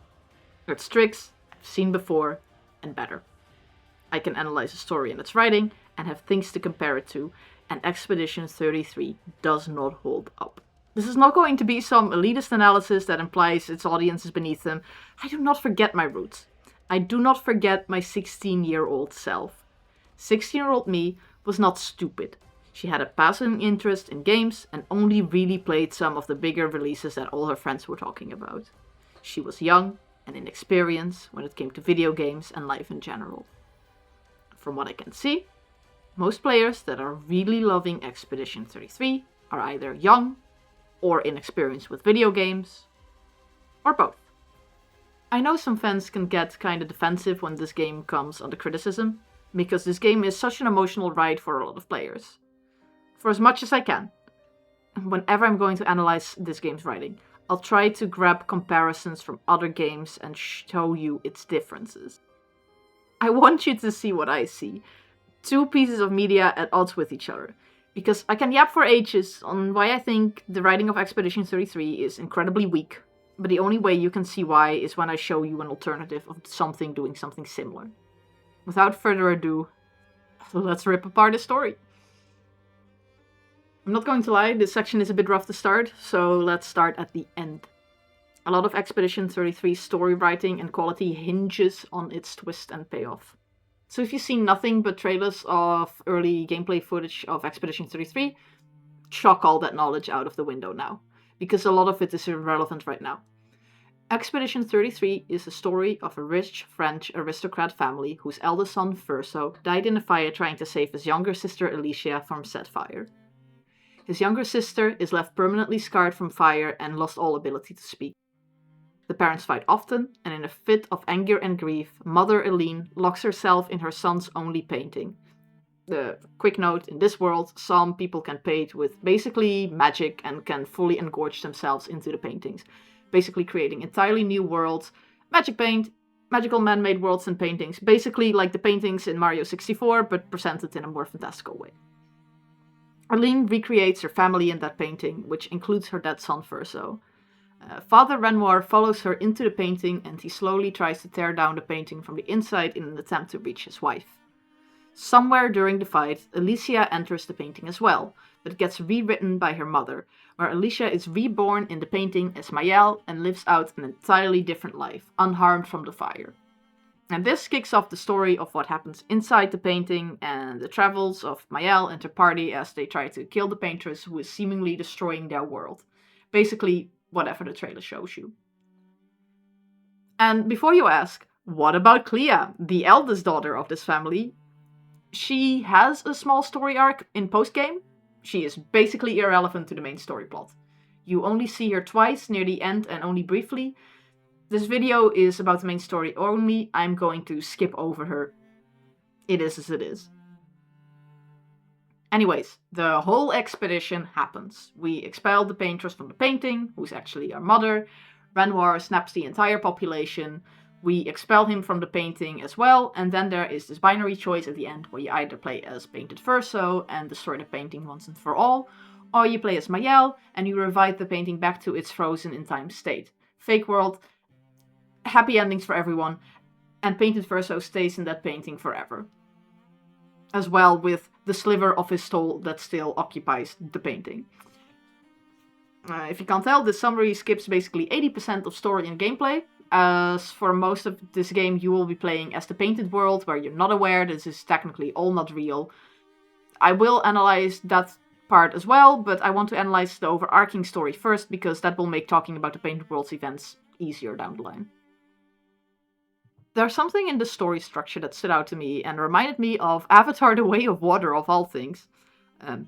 I first have to briefly introduce the concept of nuclear family, which sounds very dramatic, but it's just a descriptor of a specific family structure. This being 2 parents, originally a mother and a father, and their direct offspring.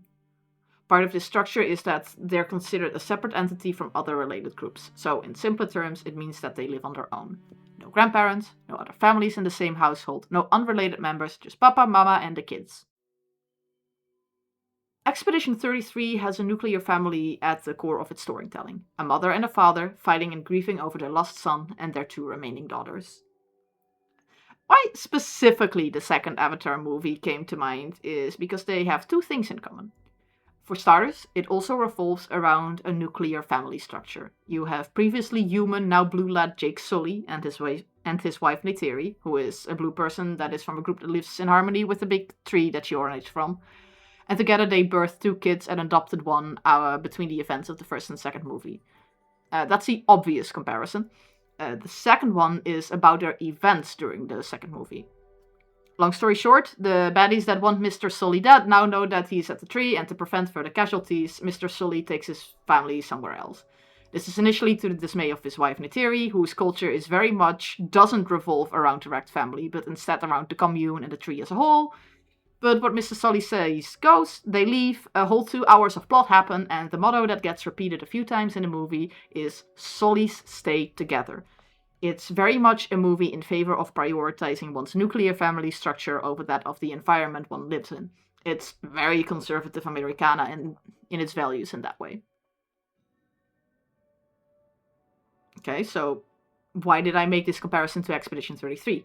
Expedition 33 initially poses itself as a story about a small group saving a larger whole. Those who come after is a line often used and makes sense within the fake world that is going to shit slowly. But the story is actually about a nuclear family undergoing the grief of losing their son and brother. Like the second Avatar movie, an entire group of people's values is overridden by the concerns of one family, willing to take risks, endangering a group of people to resolve their own family issues.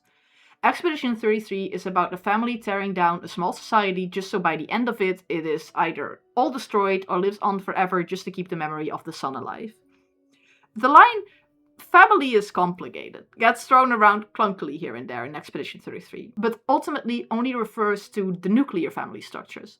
The people of Lumiere, whether you want to value them as actual people or made-up painting people, get treated with the same level of respect that the 2 different tribes from this second Avatar movie get treated.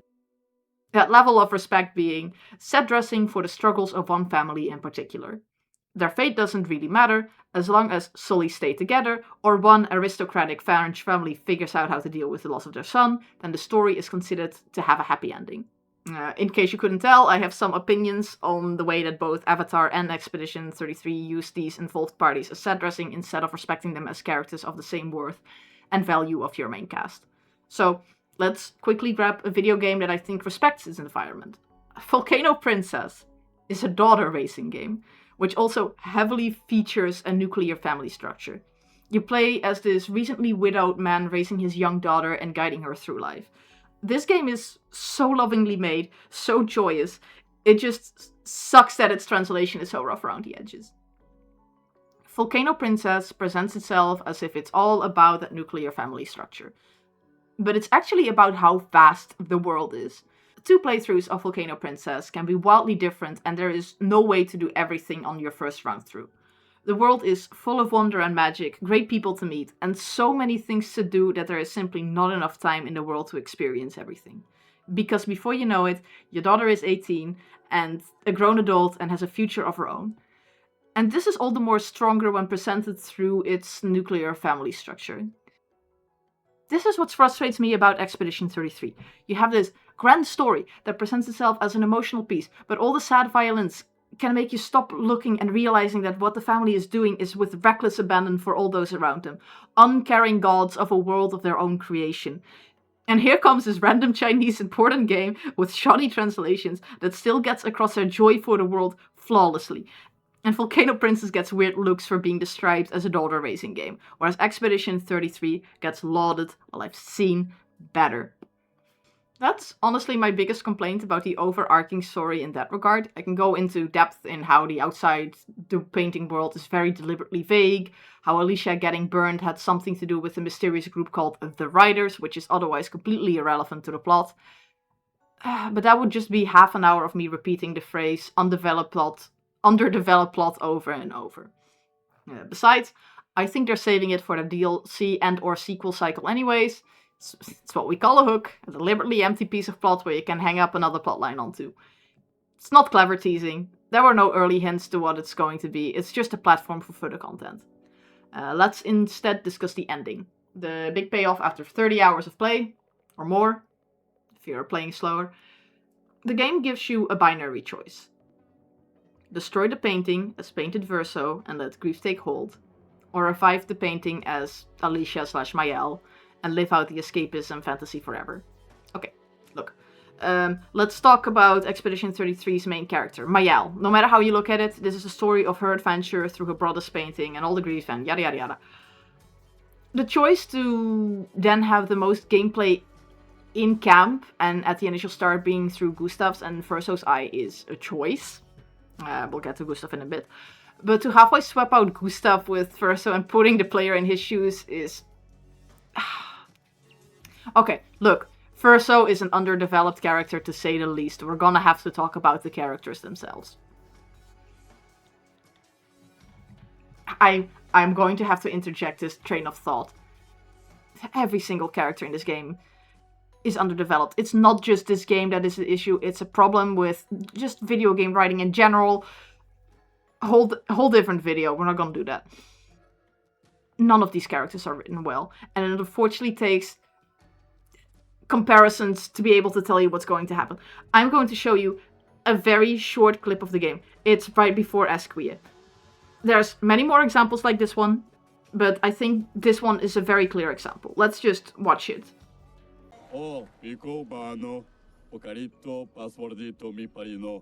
Gogra said to shout the password as loud as we can. Well, Gustav, you're the loudest. Really? Hey. Come on, don't be shy.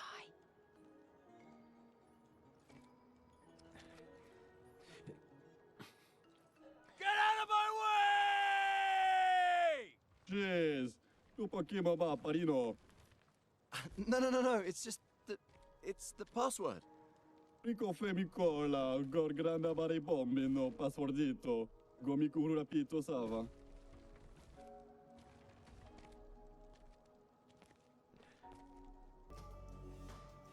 Okay.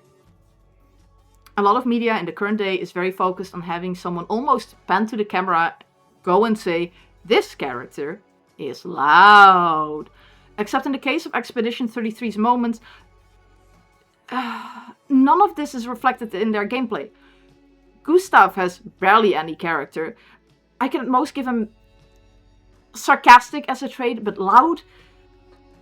If he were a loud character, shouldn't his delivery of his line in-game reflect this apparently rowdy and loud behavior? Well, let's just take a very quick look at Gustav performing his ultimate signature move for us.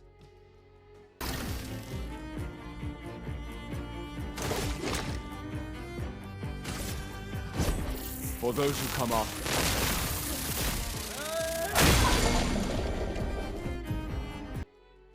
Yeah.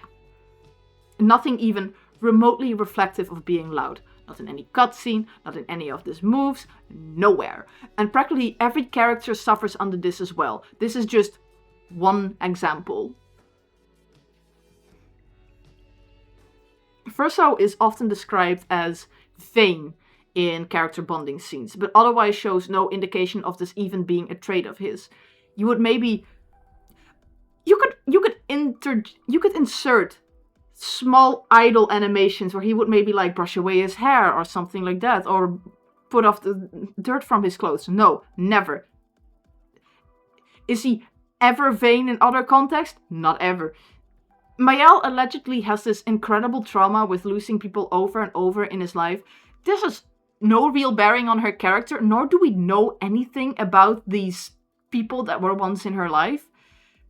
Sciel is maybe the most consistent character and brushes with the idea of having a character, but ultimately isn't more 2D than the painting she lives in.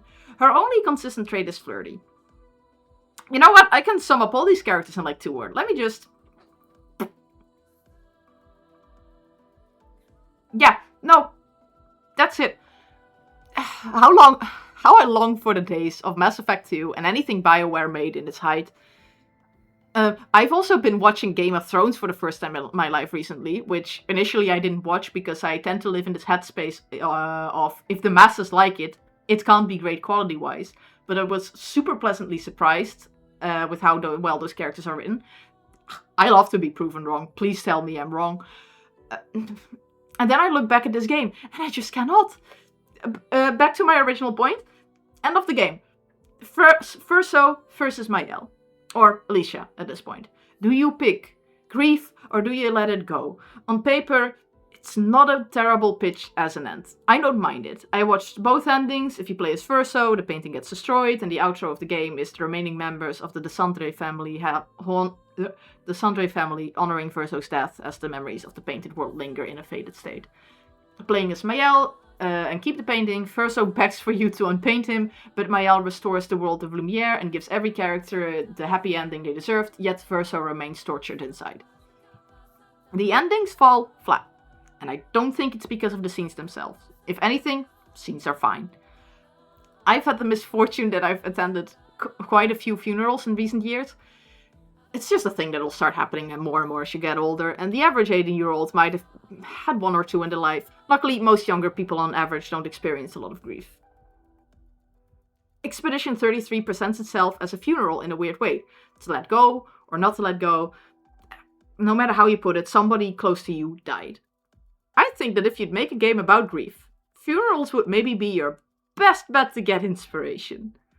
From the ones I've recently attended, there are a few very clear things that make a funeral. Funerals are always a celebration of life. We reminisce about the life that was lost, the changes they made in the world, the people they've touched, the people that are left behind.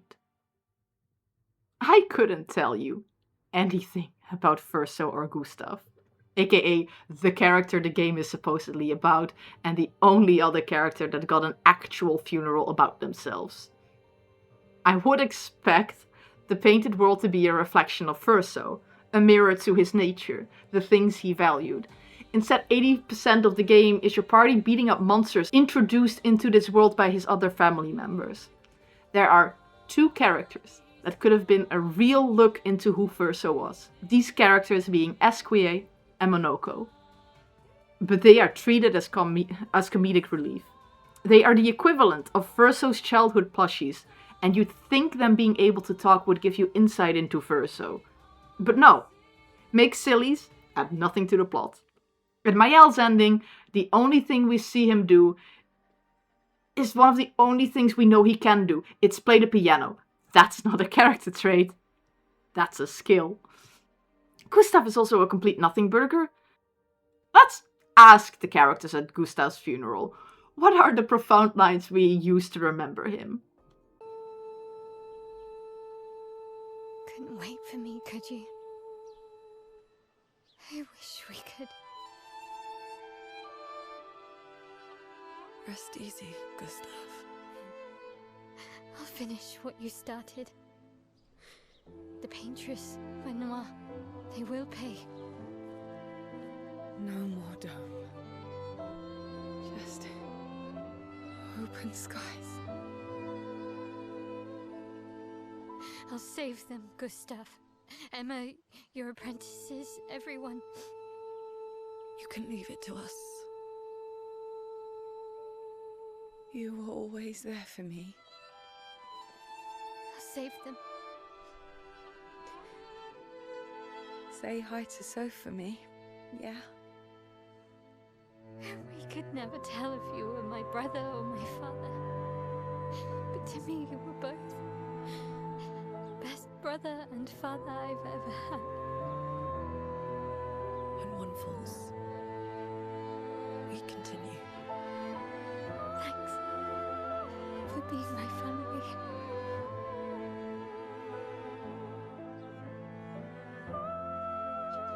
See you in the next life.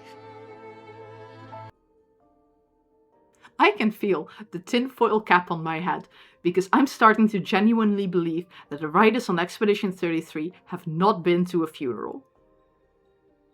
It sounds psychotic to say this. It's probably not true, but it doesn't feel like they have. This entire scene feels so performative. Sad violins, check. Sad looking characters, check. It's the golden hour, check. There's no substance. All these characters do is talk about things at most related to Gustav, but nothing here is in honor of Gustav. And God only knows I couldn't write anything about him either, because his character has not been thought out. Hell, I find it telling that even Gustav's relationship to Mael can't be properly defined. Not because people can be conflicted about this, because simply there's no reason to it. The only reason it's unclear whether Gustav is more fatherly or brotherly is because he's too close in age to Mael. I can't tell you how these characters interact with each other, because they barely do, and when they do, it's style over substance. The characters being barely fleshed out is an issue that plagues the entire game and undermines anything that might be written well. The endings themselves could land, they could have landed really well, were it not for the fact that I don't believe these characters as people. Compare these characters to any other character in, let's say, What Remains of Edith Finch. That game is maybe 3 hours long, but it has a more believable family history in that time than Expedition 33 does in 30 hours. Scrap that, too easy. Let's grab a game that doesn't get praised for its writing. Compare any of these characters to the Honey Pop cast. This is Jessie. She's an independent lady. She is sensitive to all sorts of vices. Alcohol, smoking, getting laid, you name it. She's an adult actress, yes, but is a complete romantic. She loves the idea of cold winters and having lazy nights at a fireplace. She's a single mom whose relationship with her daughter is very strained. Her daughter is young and pure and admonishes everything Jessie does. And Jessie struggles but tries her hardest to connect with her daughter, even when that love becomes pretty one-sided. And still, she lives her life as if she was still in her early 20s, partying with her friends till late. Jessie is a deeply intriguing character that lives her life in a game that gets clowned on for being match 3 with boobies. I could give this woman a proper funeral. Any of the Honey Pop characters for that matter. Yet I cannot in a game that is supposedly all about grief. Because this game about grief has severely neglected the part of grief that's most important. The celebration of what once was. I'm going to slowly start wrapping this up because frankly I've spoken enough about the story already. A lot of things that bother me will just consistently boil down to characters are not thought out properly, can be summed up in 2 words. There are still 2 main characters who I've completely neglected to talk about for the most part. These are Lune and Sciel. Lune and Sciel are as shallow as the rest of the characters, but somewhere halfway the game, I think the devs realized that they have yet to add anything to the plot. Considering they're not real ones, the world is actually a painting twist, and they just get brought back at the drop of a hat, they better make me emotionally invested now. The 2 accent fights are the big moments for each of these characters. Sirène for Lune and Maskkeeper for Sciel.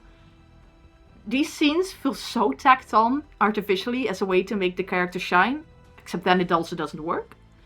Maskkeeper is all about how the hiding behind masks hurt everyone, except Sciel, because she no longer wears a figurative mask, which, again, is something we're told, but not something that ultimately shows in her character, especially when compared to Lune and Monoko, who are not more or less open with their true feelings when compared to Sciel. It feels like another Gustav, you're the loudest.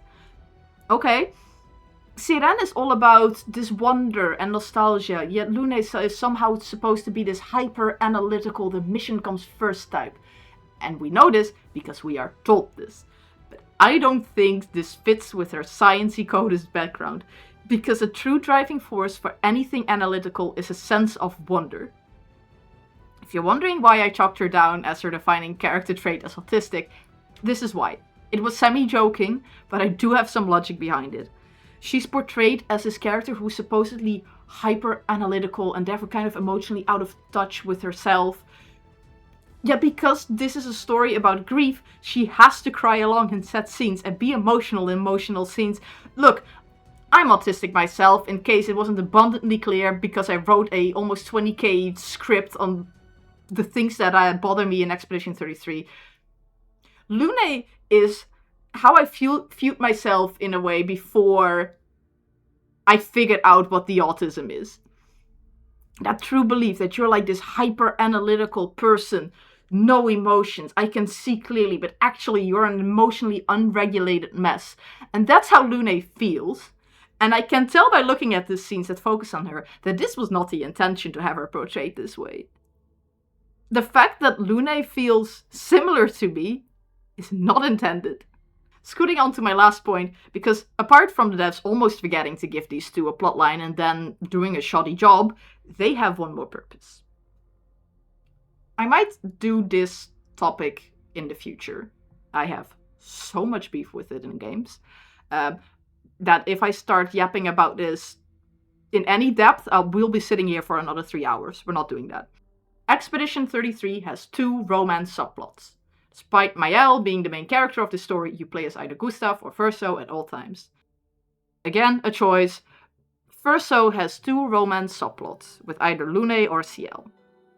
I didn't personally go down either of these roads, because I was not in the headspace for another modern video game romance plot. I watched them back later, and they were about what I expected them to be. These scenes weren't just suffering from the fact that a lot of the camp scenes feel very tacked on, late in production, and rather cheaply made. There's very little custom animations, sometimes straight up a text box describing what's happening on screen instead of showing an animation between characters. The camp section is definitely the section where you can see where the game was running out of time and money had to be made. BioWare both set the bar and then could never reach it again, underperforming more and more with each passing game release. Romance subplots in games, especially the ones following the BioWare formula, are in a weird place, and Expedition 33's edition of those are no exception.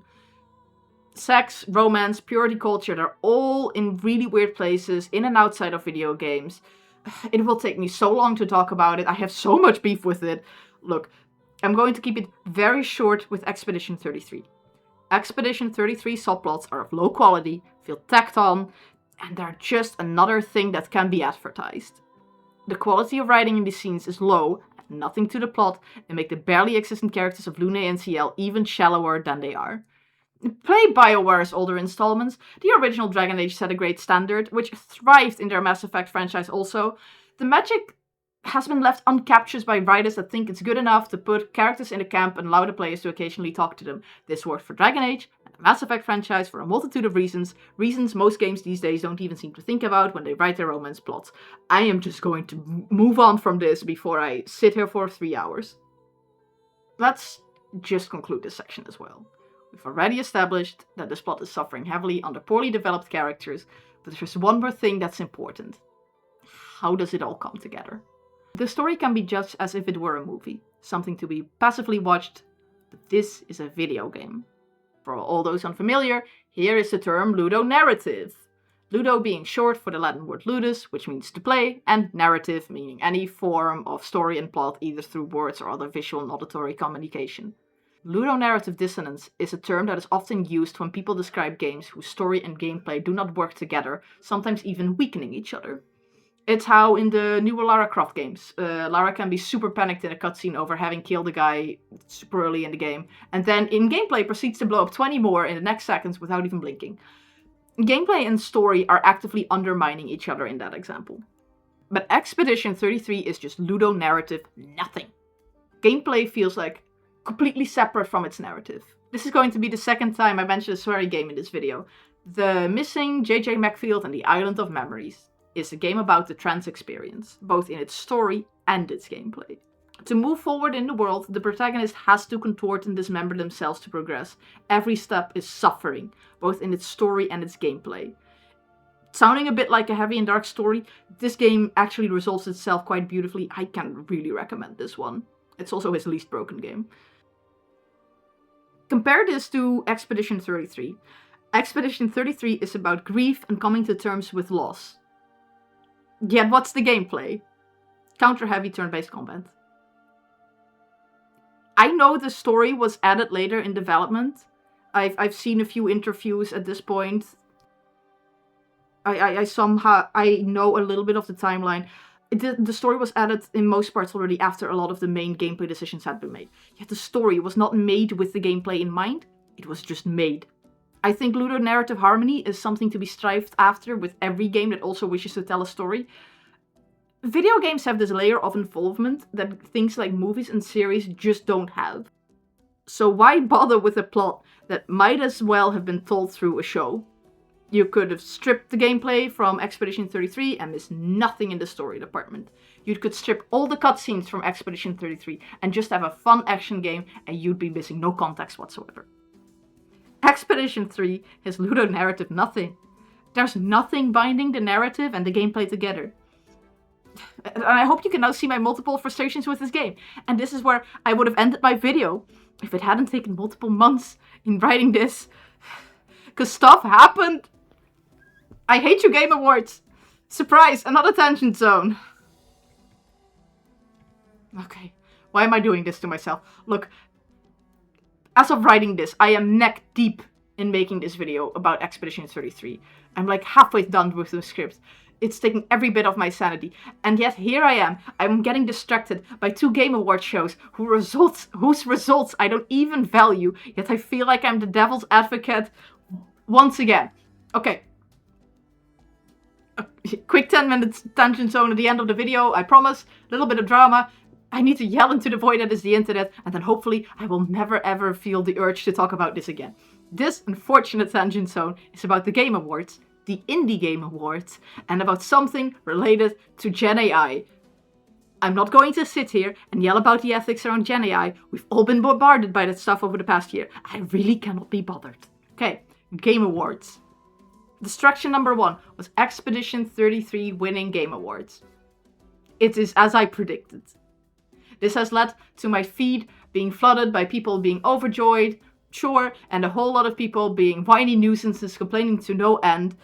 Don't lob me in with those fools. They cannot formulate a proper argument. Listen, my stance on Expedition 33 was that it's expected to win the Game Awards. I don't value the Game Awards as a good indication of quality. Before you start writing up a storm, this doesn't imply that winners and nominees in the Game Award are bad quality-wise. It's just that their victory is only loosely tied to their quality as a game and/or product. Game Awards, as stated on their website, has a vote from the jury that counts for 90% of the final score and an audience vote which counts for 10%. The problem I have lies with that jury.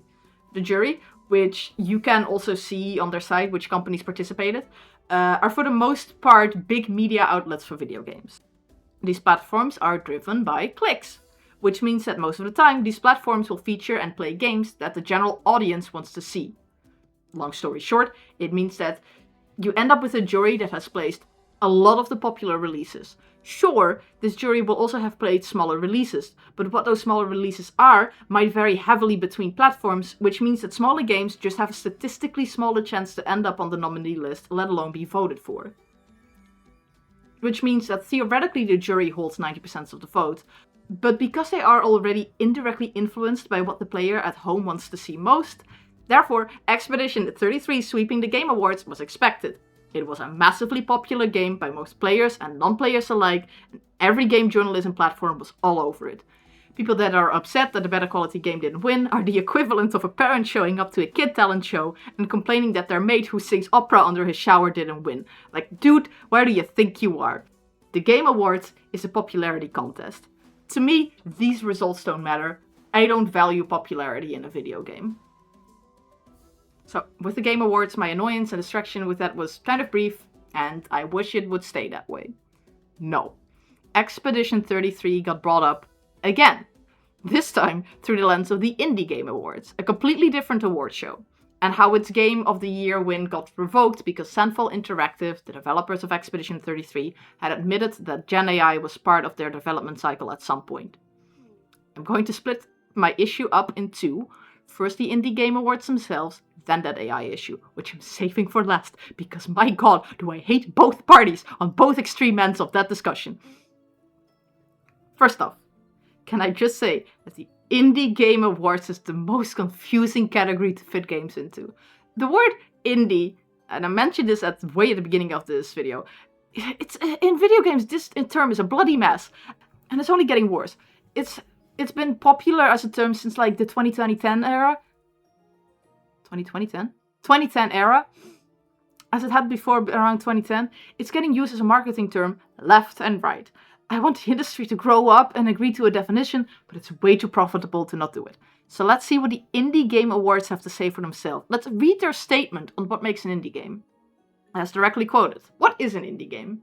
It's a tricky question without a strict black and white answer.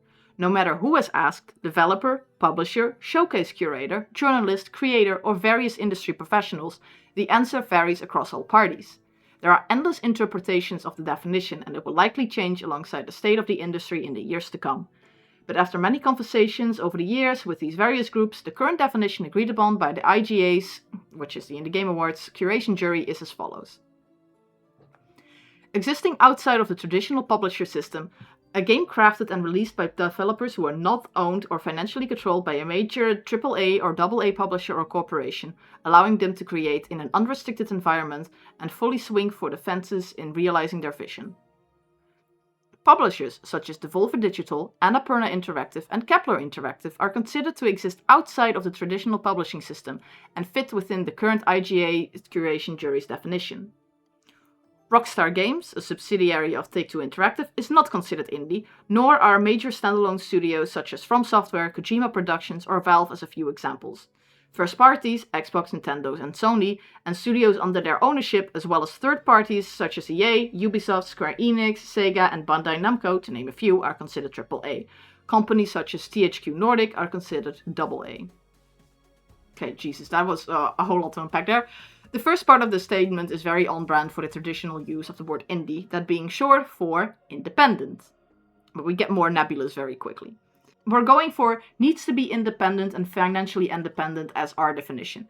But then, Devolver Digital, Annapurna Interactive, and Kepler Interactive, Kepler Interactive made Expedition 33, get free passes. Also, there's a lot of companies that are considered too big to be indie, but God knows where exactly these cutoff points are. Expedition 33 was, according to these rules, considered indie. Feels shaky at best considering these rules, but I digress. I first wondered why these three publishers were getting free passes. The first thought is that all these three publishers do curate some indie games and market the hell out of them, which I guess is different from most conventional publishers. But then, of course, I started digging on the Indie Game Awards site, and any screen caps that were available to the Wayback Machine. And the finds? The 2025 Game Awards was straight up sponsored by Annapurna Interactive. And while I don't have direct ties for Devolver Digital or Kepler Interactive, though I might find them if I was willing to spend more than a couple of hours on research on this topic that drains me, I wouldn't be surprised if they are granted an exception for reasons outside of just cool publishers that publish indie titles. I only have a valid piece of evidence on why Annapurna Interactive may have been given a free pass, and even that isn't definitive, though I do find it telling. I noticed something else. The eligibility for a game completely changed between last year's and this year's Indie Game Awards. This is what I dug up from the Wayback Machine. I'm gonna quote it.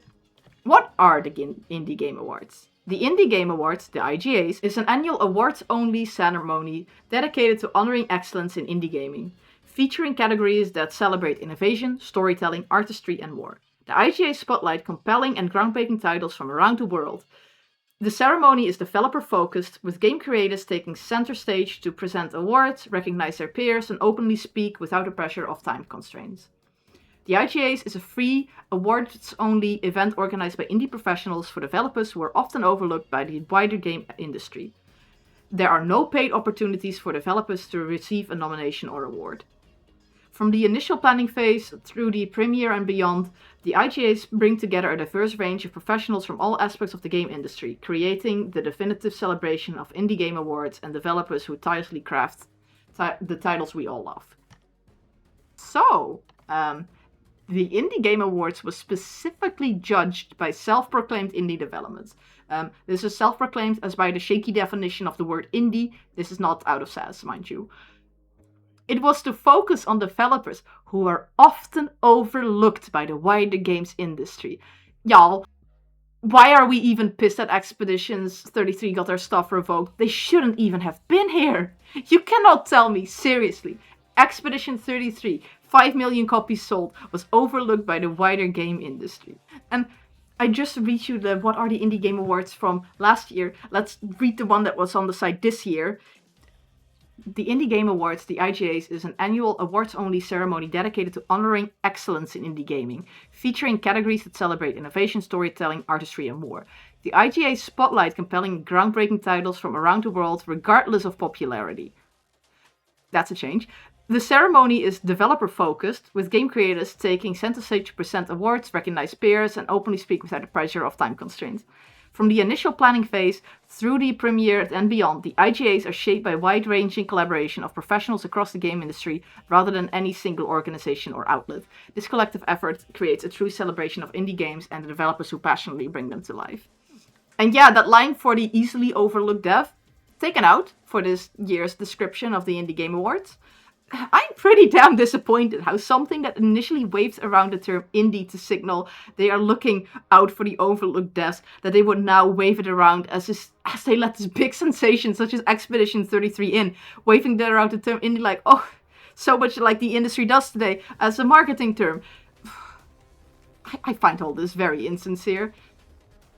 Oh god, the AI. Okay, yeah. AI time, I'm so sorry in advance. Whether or not the Indie Game Awards are arbiters of indie development is moot. Because hold your horses, Expedition 33's Game of the Year win has been redacted as their development studio has confirmed that somewhere during development, Gen AI was used to create Expedition 33. I want to make this 100% clear. The no AI rule was already on the Indie Game Awards site in last July, which was the original reason I went to the Wayback Machine. This is not a retroactive thing, as some ding-dongs online who spout this, like, oh, they did this retroactively to blah blah. No. They can't Google. You can literally see this back on the Wayback Machine right now. Different reason I'm bringing this up, The Root Trees Are Dead is on this list of nominations. Are they considered different because their Gen AI stuff was in their itch.io days only? And also, Expedition 33 is still on the list of nominees, which seems pretty weird to me. I am not going to talk about the ethics and moral debates around AI. Screw that noise, I'm not getting near that topic. Both extreme sides of the topic are annoying, and the games industry can't figure out on which side it is. No. My big frustration out of all of this is that the Indie Game Awards have forbidden one of the easiest accessible tools on the market, whether you like that tool or not. because this decision has opened a can of worms that has always been an issue in the art world. Just very brief, historically, there's always been more debates about what is art, what is valid media, and in times of more fascist regimes, what is considered, in quotation marks, good and bad art. Look, I'm not here to defend AI. I think the way it has been developed has crossed multiple lines for me on both humanitarian and ecological fronts. Gen AI and LLMs are much like cotton, in my eyes. In and of itself, not a bad product in isolation, but when considering how many lives and earthly resources it has affected negatively, I think this could have been done much better without the exploitation. The Indie Game Awards banning a medium, in my eyes, goes against everything that art should be. I also highly question the Indie Game Awards' actual stance on AI, or if it's just to appease the crowd. There were only just over 80 nominees for the Indie Game Awards. Even if Expeditions 33's AI usage news came late, this doesn't explain why the root trees are dead were let into this award show in the first place, as they have been open about their itch.io version being created with mostly AI-generated assets. And this is not to shit on that game either, that game's great. If that rule truly mattered to the Indie Game Awards, they would have enforced it during the nomination window. No, it was only enforced after public outcry in some corners of the internet. The Indie Game Awards enforcement of rules coming after the fact makes me not respect their awards show in the slightest, nor the change of which games should be allowed in the Indie Game Awards show sits right with me. Their entire identity shift in the span of a year is bizarre. In short, the Game Awards are merely a popularity contest, whereas the Indie Game Awards have devolved into something that is unrecognizable from last year's award shows, and I have lost every grain of respect I had for that show. No more on this. This was the longest tangent zone to date, and this marks the end of the video. That is 3 months of my life researching and analyzing this game. Done. I am going to touch grass or something. See you again later after another rabbit hole sucks me in. It'll happen again, trust me. Thanks for watching. Later, Tater.